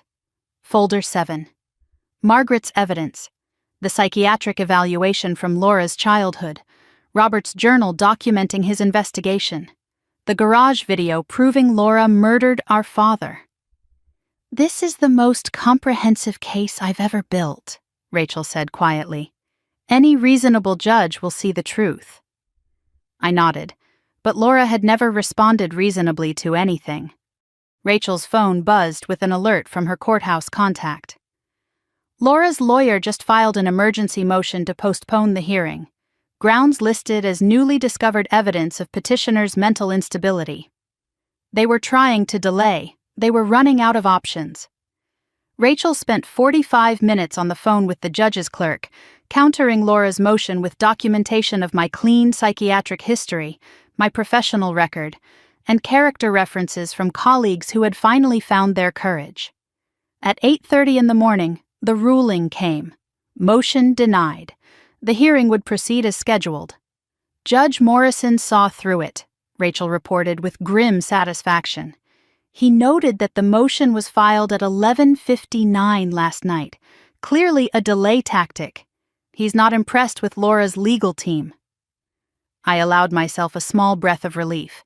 But I knew better than to celebrate. Laura had been cornered before. Cornered animals were the most dangerous. "What's Laura doing right now?" I asked. Rachel checked her phone. "According to my investigator, she's been at her apartment all morning. Hasn't left. Hasn't answered calls from her lawyer." Silence from Laura was not reassuring. It was terrifying. An hour later, Tony Russo called with an update. Smoke had been spotted coming from Laura's apartment building. The fire department was responding. Someone was burning something. Rachel and I arrived at Laura's Somerville apartment to find 2 fire trucks outside. Firefighters emerged from the building carrying a smoldering metal trash can. Detective Rivera was already there, speaking with the building superintendent. "She set fire to documents in her bathroom," Rivera explained when he saw me. "Triggered the smoke alarm. By the time we got here, most of it was ash." "What was she burning?" "Hard to say. We recovered fragments. Looks like financial records, maybe correspondence. The fire forensics team will analyze what's left." I felt a chill despite the morning sun. Laura was destroying evidence. She knew she was losing. "Where is she now?" Rachel asked. Rivera's expression darkened. "That's the problem. She's gone. Neighbors saw her leave through the back exit about 20 minutes before we arrived. She's not answering her phone. Her car is still in the garage, so she's either on foot or someone picked her up." Laura was running. My phone buzzed. A text from an unknown number. The same format as the threatening messages. "You can't stop what's coming. See you at the finish line." Among the ash fragments recovered, a forensics technician found a partial document. A life insurance policy application with my name visible. The date was from 3 months ago. Laura had been planning to take out additional coverage on my life. Rachel worked through the morning securing emergency court orders. By noon, Laura's financial world had collapsed. All bank accounts linked to Laura Bennett were frozen pending investigation. All credit cards were suspended. The $50,000 she stole from my account was traced to an offshore transfer that had been blocked by international banking protocols before it could clear. "She tried to move money to the Cayman Islands last night," Rachel reported. "Classic flight preparation. But the transfer was flagged for suspicious activity. It never went through." Laura had planned to run. But she planned to run rich. Now she had no money, no accessible assets, and law enforcement actively searching for her. "She's trapped," I said. "Financially, yes, but a cornered person with nothing to lose is unpredictable." Rachel looked at me seriously. "I want you to stay somewhere else tonight. Not here, somewhere Laura doesn't know about." I considered refusing. This was my home, my life. But I saw the wisdom in her words. Tomorrow was too important to risk. "I'll stay with a friend from medical school. Laura doesn't know her." "Good. Keep your phone charged." Rachel paused. "And Emily, don't answer any calls from Laura. Whatever she says, it's manipulation. Don't engage." A notification appeared on my phone. Laura's passport had been flagged by TSA. If she tried to leave the country through any major airport, she would be detained. Daniel called that afternoon. His voice sounded different, smaller, hollowed out. "I heard Laura tried to run," he said. "The police came to my hotel to ask if I knew where she might go." "Did you?" "No. I told them everything I know, everything." He paused. "I'm going to testify tomorrow, Emily.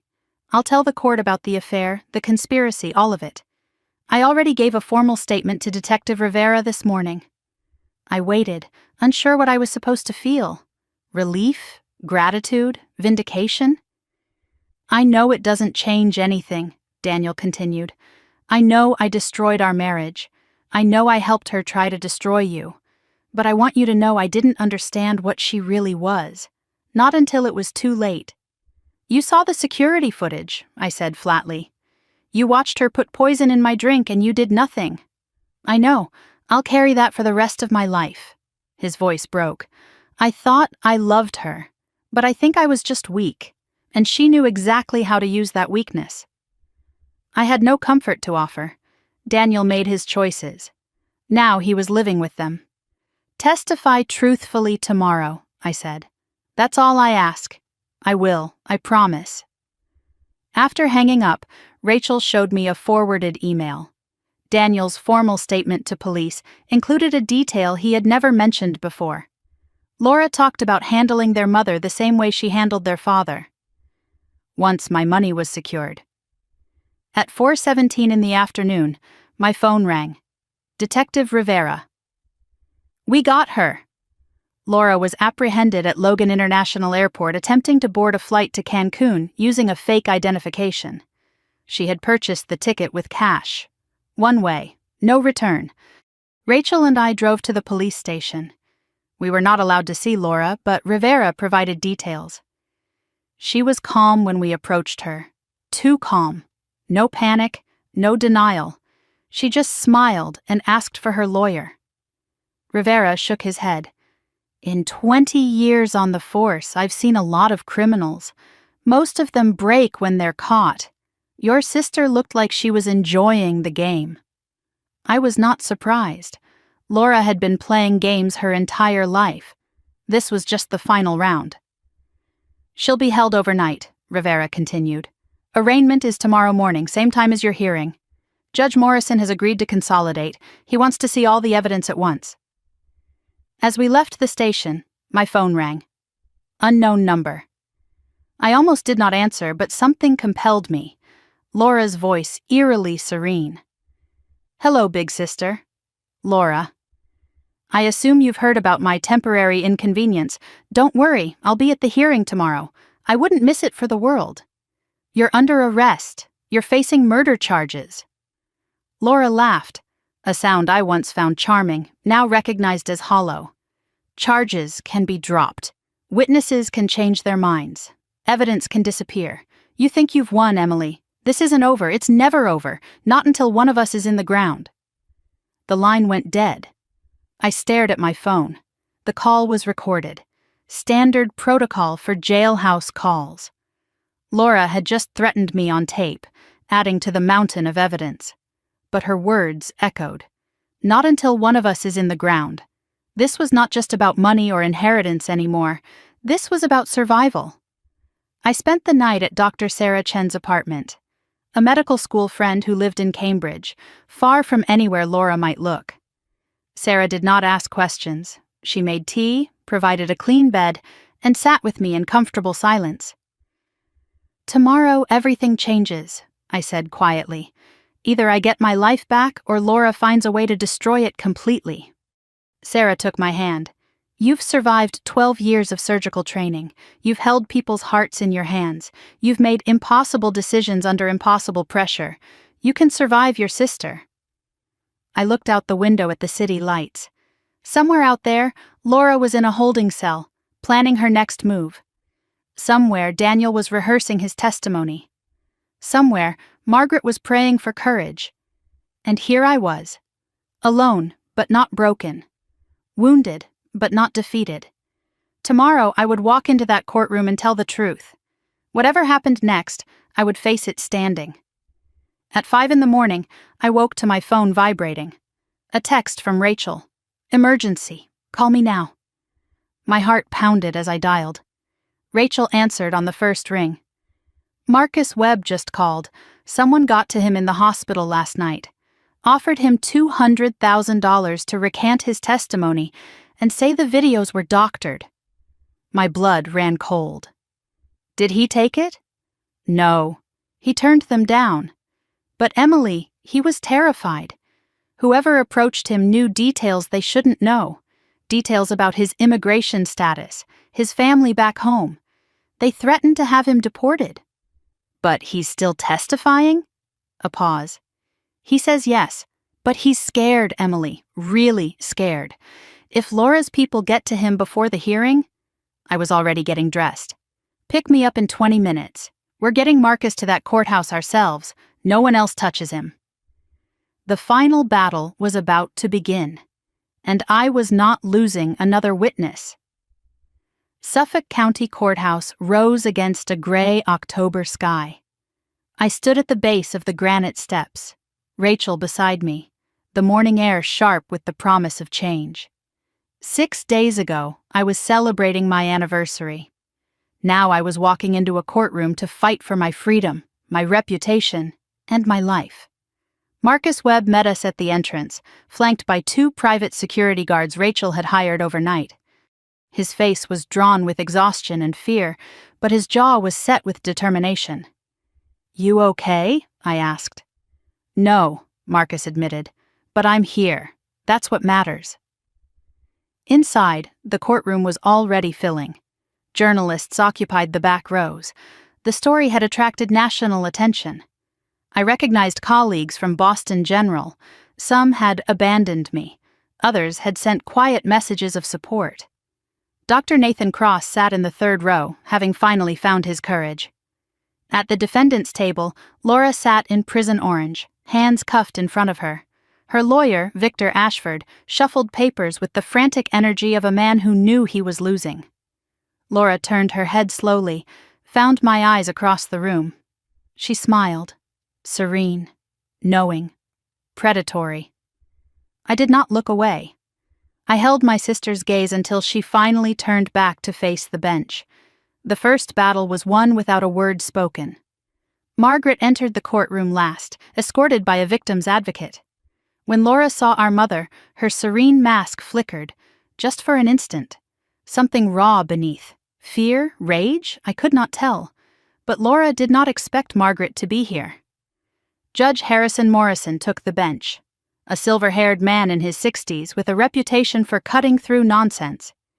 He had consolidated the conservatorship hearing with the criminal arraignment, allowing all evidence to be presented together. Rachel delivered our opening statement with surgical precision. "Your Honor, the evidence will show that Laura Bennett engaged in a deliberate, premeditated attempt to murder her sister, Dr. Emily Carter. The defendant poisoned her sister's champagne with a lethal cocktail of Rohypnol and ketamine.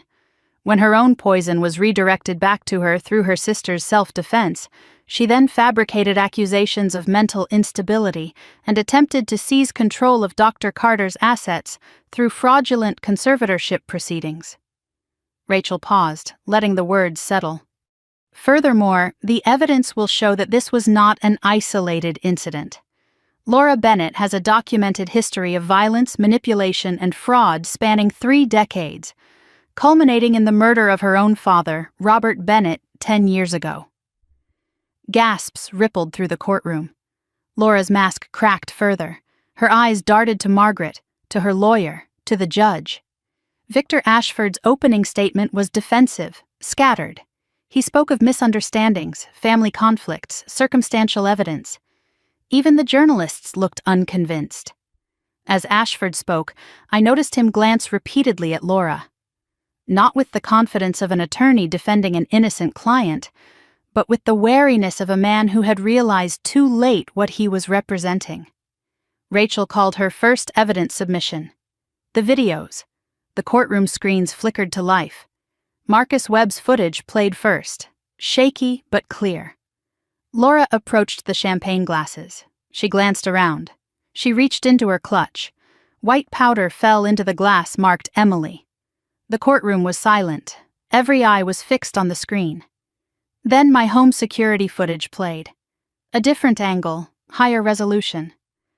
Laura's face was visible as she stirred the poison into the champagne. Daniel positioned himself as lookout. The timestamp was unambiguous. Finally, the second Marcus video. I approached the glasses, performed the switch with surgical speed, redirected the poison to its source. "As the court can see," Rachel said, Dr. Carter did not poison her sister. She defended herself against an attempted murder. Every action she took was reactive, not proactive. She saved her own life using the only means available in that moment. Judge Morrison studied the footage, replayed certain sections, made notes. Laura sat rigid, her earlier serenity completely gone. Her cuffed hands gripped the edge of the table until her knuckles turned white. Victor Ashford attempted to object. He claimed the footage could be doctored, demanded forensic authentication. Judge Morrison silenced him with a look. The court has already received authentication reports from 3 independent digital forensics experts. Objection overruled. Sit down, counselor. The witnesses took the stand one by one.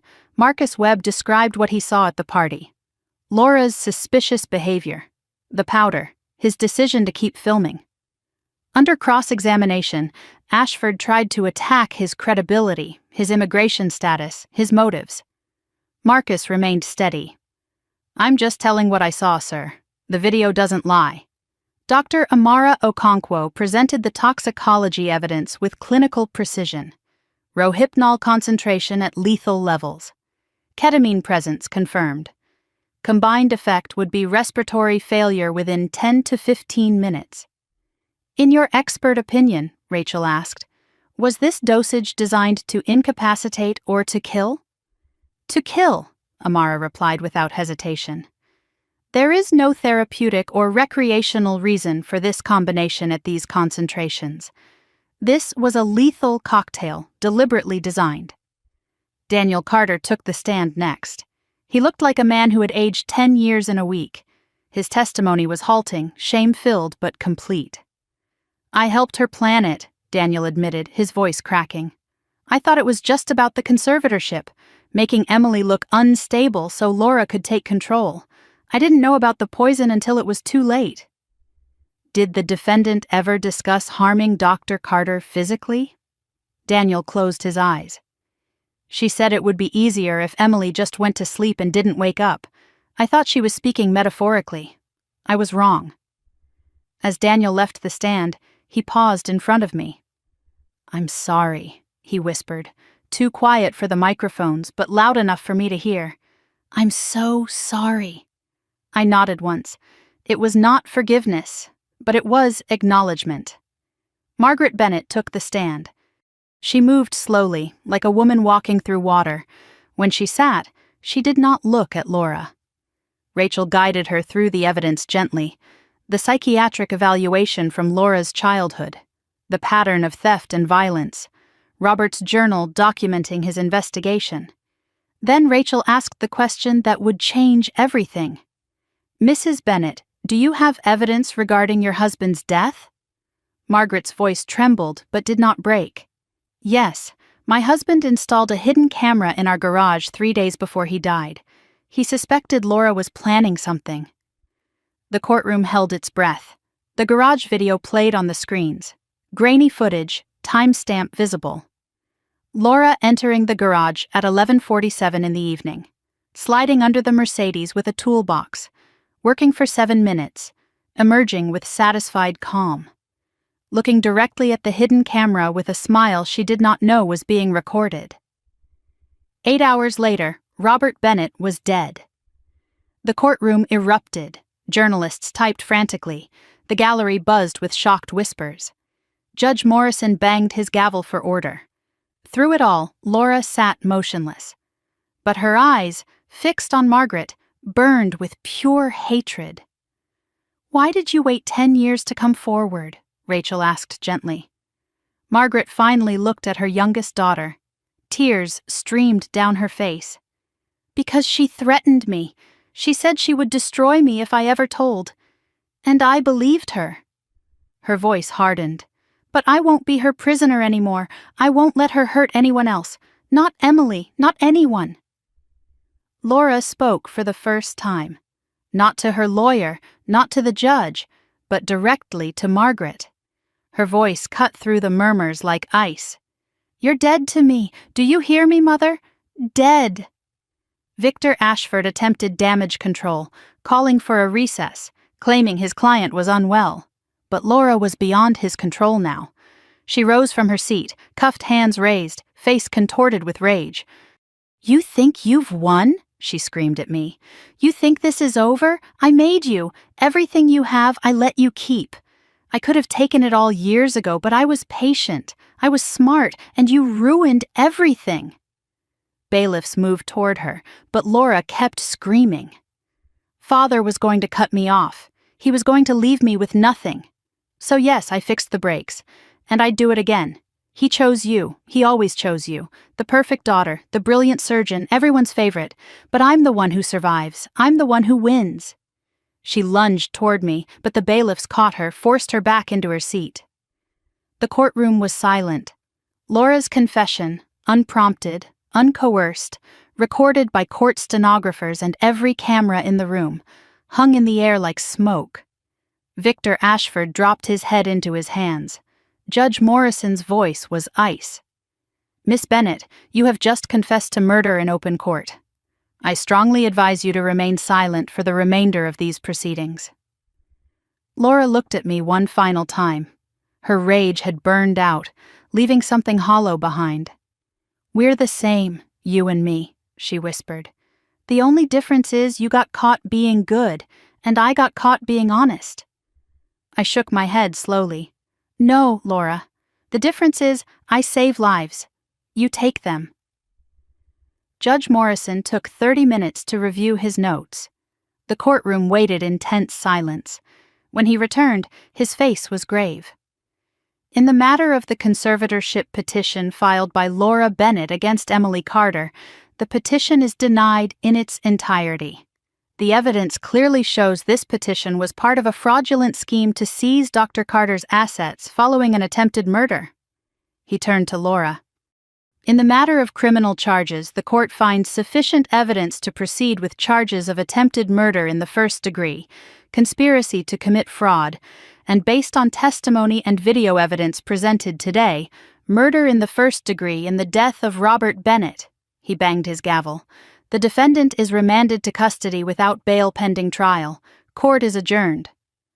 Bailiffs lifted Laura from her seat. She did not struggle. She did not speak. She simply stared at me as they led her away. A stare empty of everything except the promise of unfinished business. I stood in the emptying courtroom, Rachel beside me, the weight of 6 days finally lifting from my shoulders. I won. The truth prevailed. Laura would face justice for everything: the poisoning, the fraud, the murder of our father. But victory felt hollow. My marriage was destroyed. My family was shattered. My mother was broken. My father's death, unavenged for 10 years, had finally been exposed. But he was still gone. Margaret approached slowly, hesitantly. She did not try to hug me. She simply stood beside her daughter, both of us staring at the empty defendant's table. "What happens now?" Margaret asked, her voice small. I considered the question. The hearing was over, but the aftermath was just beginning. There would be trials, testimony, media attention. There would be rebuilding. Or there would be permanent fractures. I took a breath. "Now," I said quietly, "we learn how to live with the truth." I walked out of the courtroom into the pale October sunlight, uncertain of everything except one thing. I survived. And survival, I was learning, was just the beginning. 3 months had passed since Laura's confession echoed through the courtroom. Winter had settled over Boston, the city wrapped in gray skies and early darkness.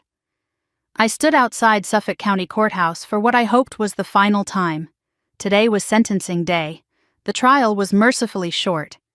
Laura's courtroom confession eliminated any possibility of defense. Her lawyer negotiated a plea deal to avoid the spectacle of a full murder trial. Guilty to second-degree murder in the death of Robert Bennett. Guilty to attempted murder of Emily Carter. Guilty to conspiracy to commit fraud. Judge Morrison delivered the sentence with measured gravity. "Laura Bennett, this court sentences you to 22 years in state prison, with possibility of parole after 15 years. You have demonstrated a pattern of predatory behavior spanning decades, culminating in the murder of your own father and the attempted murder of your sister. The court finds no mitigating circumstances. Laura stood motionless in her orange jumpsuit, shackled hands clasped in front of her. She did not cry, she did not protest, she simply stared at me with those empty eyes.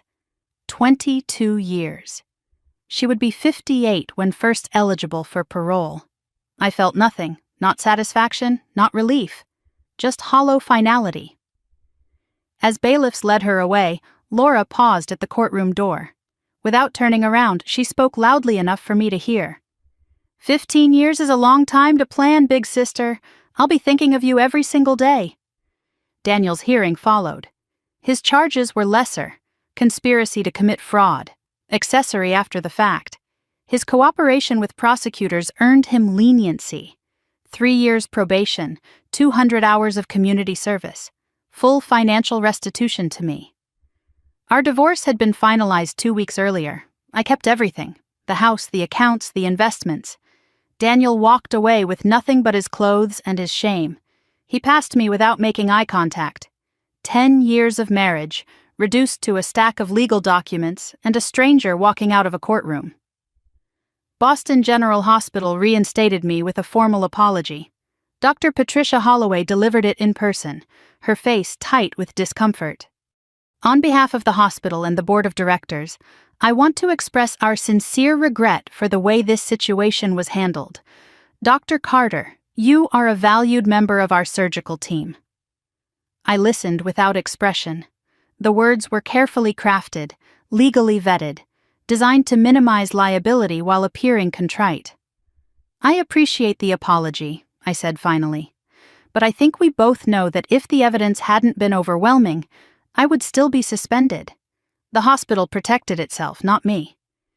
I returned to surgery the following week. The operating room had always been my sanctuary, but the hospital felt different now. Some colleagues welcomed me warmly. Others avoided eye contact. I noted who was who. I knew now who my real friends were. The list was shorter than I expected. Margaret called every Sunday at exactly 2 in the afternoon. I answered every time. Our conversations were careful, measured. 2 people learning to speak without decades of dysfunction coloring every word. I want to see you, Margaret said during one call.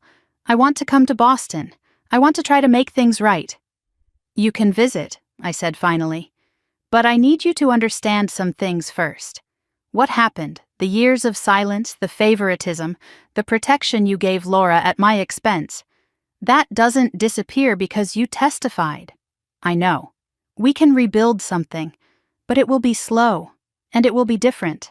I'm not the daughter who accepts crumbs anymore. I understand. It was not reconciliation. It was a foundation.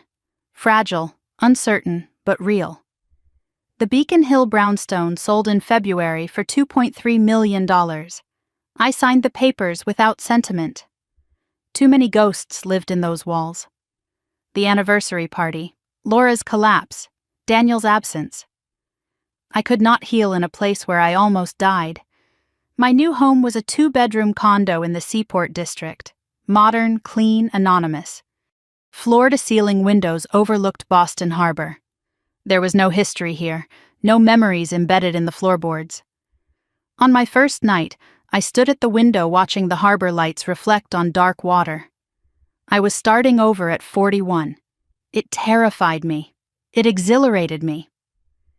In March, I filed paperwork for a nonprofit organization, the Robert Bennett Foundation for Family Violence Prevention. The mission was simple: provide legal resources, financial support, and counseling for victims of family-based abuse and manipulation. I funded the initial endowment with $500,000, money I earned saving lives, now redirected to save lives in a different way. The foundation's first grant went to a legal aid clinic helping elderly parents trapped in abusive guardianship situations. The same trap Laura tried to spring on me. I spoke at the clinic's opening event. It was the first time I told my story publicly. The first time I claimed my experience as something other than shame. It felt like power. Marcus Webb visited my new condo in April. He looked different, healthier, more confident, less afraid. I got accepted, he said. face breaking into a wide smile. Boston College nursing program, full scholarship. I had arranged that scholarship through hospital connections. Anonymous donation, strings pulled, favors called. Marcus did not know I was behind it. "You'll make an excellent nurse," I said. "I keep thinking about that night," Marcus said, growing serious. "How scared I was. How easy it would have been to stay quiet. You taught me something. That doing the right thing isn't about being brave. It's about showing up anyway, even when you're terrified." I thought of all the witnesses who abandoned me, the colleagues who looked away, and then Marcus, a 23-year-old caterer with everything to lose who showed up anyway. "You taught me something too," I said quietly. 6 months after the sentencing, I stood at my window watching the summer sun set over Boston Harbor. My phone buzzed. A letter had arrived at my old address, forwarded by the new owners. Return address was the Women's Correctional Facility in Framingham. Laura's handwriting. I held the envelope for a long moment. Then I set it aside, unopened. Laura no longer had power over me, not through poison, not through lies, not through letters from prison. I poured myself a glass of wine and returned to the window. Tomorrow, I had surgery scheduled. A complicated tumor resection, the kind of case I lived for. Next week, the foundation hosted its second fundraising gala. Next month, I began teaching a surgical ethics course at Harvard Medical School. I was busy, I was healing, I was free. But as the sun disappeared below the horizon, I allowed myself one question I had been avoiding for months. What kind of life did I want now that survival was no longer enough? The answer, I suspected, would take the rest of my life to discover. And for the first time since my anniversary, that thought brought me peace. 1 year ago today, I stood in my Beacon Hill brownstone and watched my sister try to murder me. Now I stood on the balcony of my Seaport condo, watching the October sun rise over Boston Harbor. The air was crisp with autumn, the same season that nearly ended my life. But the view was different now. The life was different. No champagne flutes etched with my name. No guests hiding agendas behind polished smiles. No sister calculating dosages. No husband plotting betrayal. Just me, a cup of coffee, and the quiet certainty that I survived. I did not celebrate this anniversary. There was nothing to celebrate about almost dying, but I acknowledged it, marked the date, allowed myself to remember, then deliberately moved forward. I was 41 years old. I was alone. I was free. My mornings had structure now. Not the frantic schedule of a surgeon racing to the hospital, but intentional rhythm. Yoga as the sun rose. Coffee brewed slowly, savored rather than gulped. 30 minutes of reading. Poetry, philosophy, novels I never had time for before. The woman who existed 1 year ago, the one who worked 80-hour weeks to avoid facing her hollow marriage, was gone. In her place was someone who chose her commitments rather than being chosen by them. Boston General felt different now. I walked through the surgical wing with the easy confidence of someone who had faced worse than hospital politics. The colleagues who abandoned me had faded into background noise. The ones who stood by me had become genuine friends. I was no longer the surgeon who worked herself to exhaustion to prove her worth. I was the surgeon who knew her worth and no longer needed to prove it. After a 7-hour surgery that saved a woman's life, I found a young resident crying in the supply closet. Overwhelmed, doubting herself, considering quitting. I sat with her for 20 minutes, shared my own moments of doubt, my own survival. The hardest surgeries aren't in the operating room, I told her. They're the ones you perform on your own life. She returned to work the next day.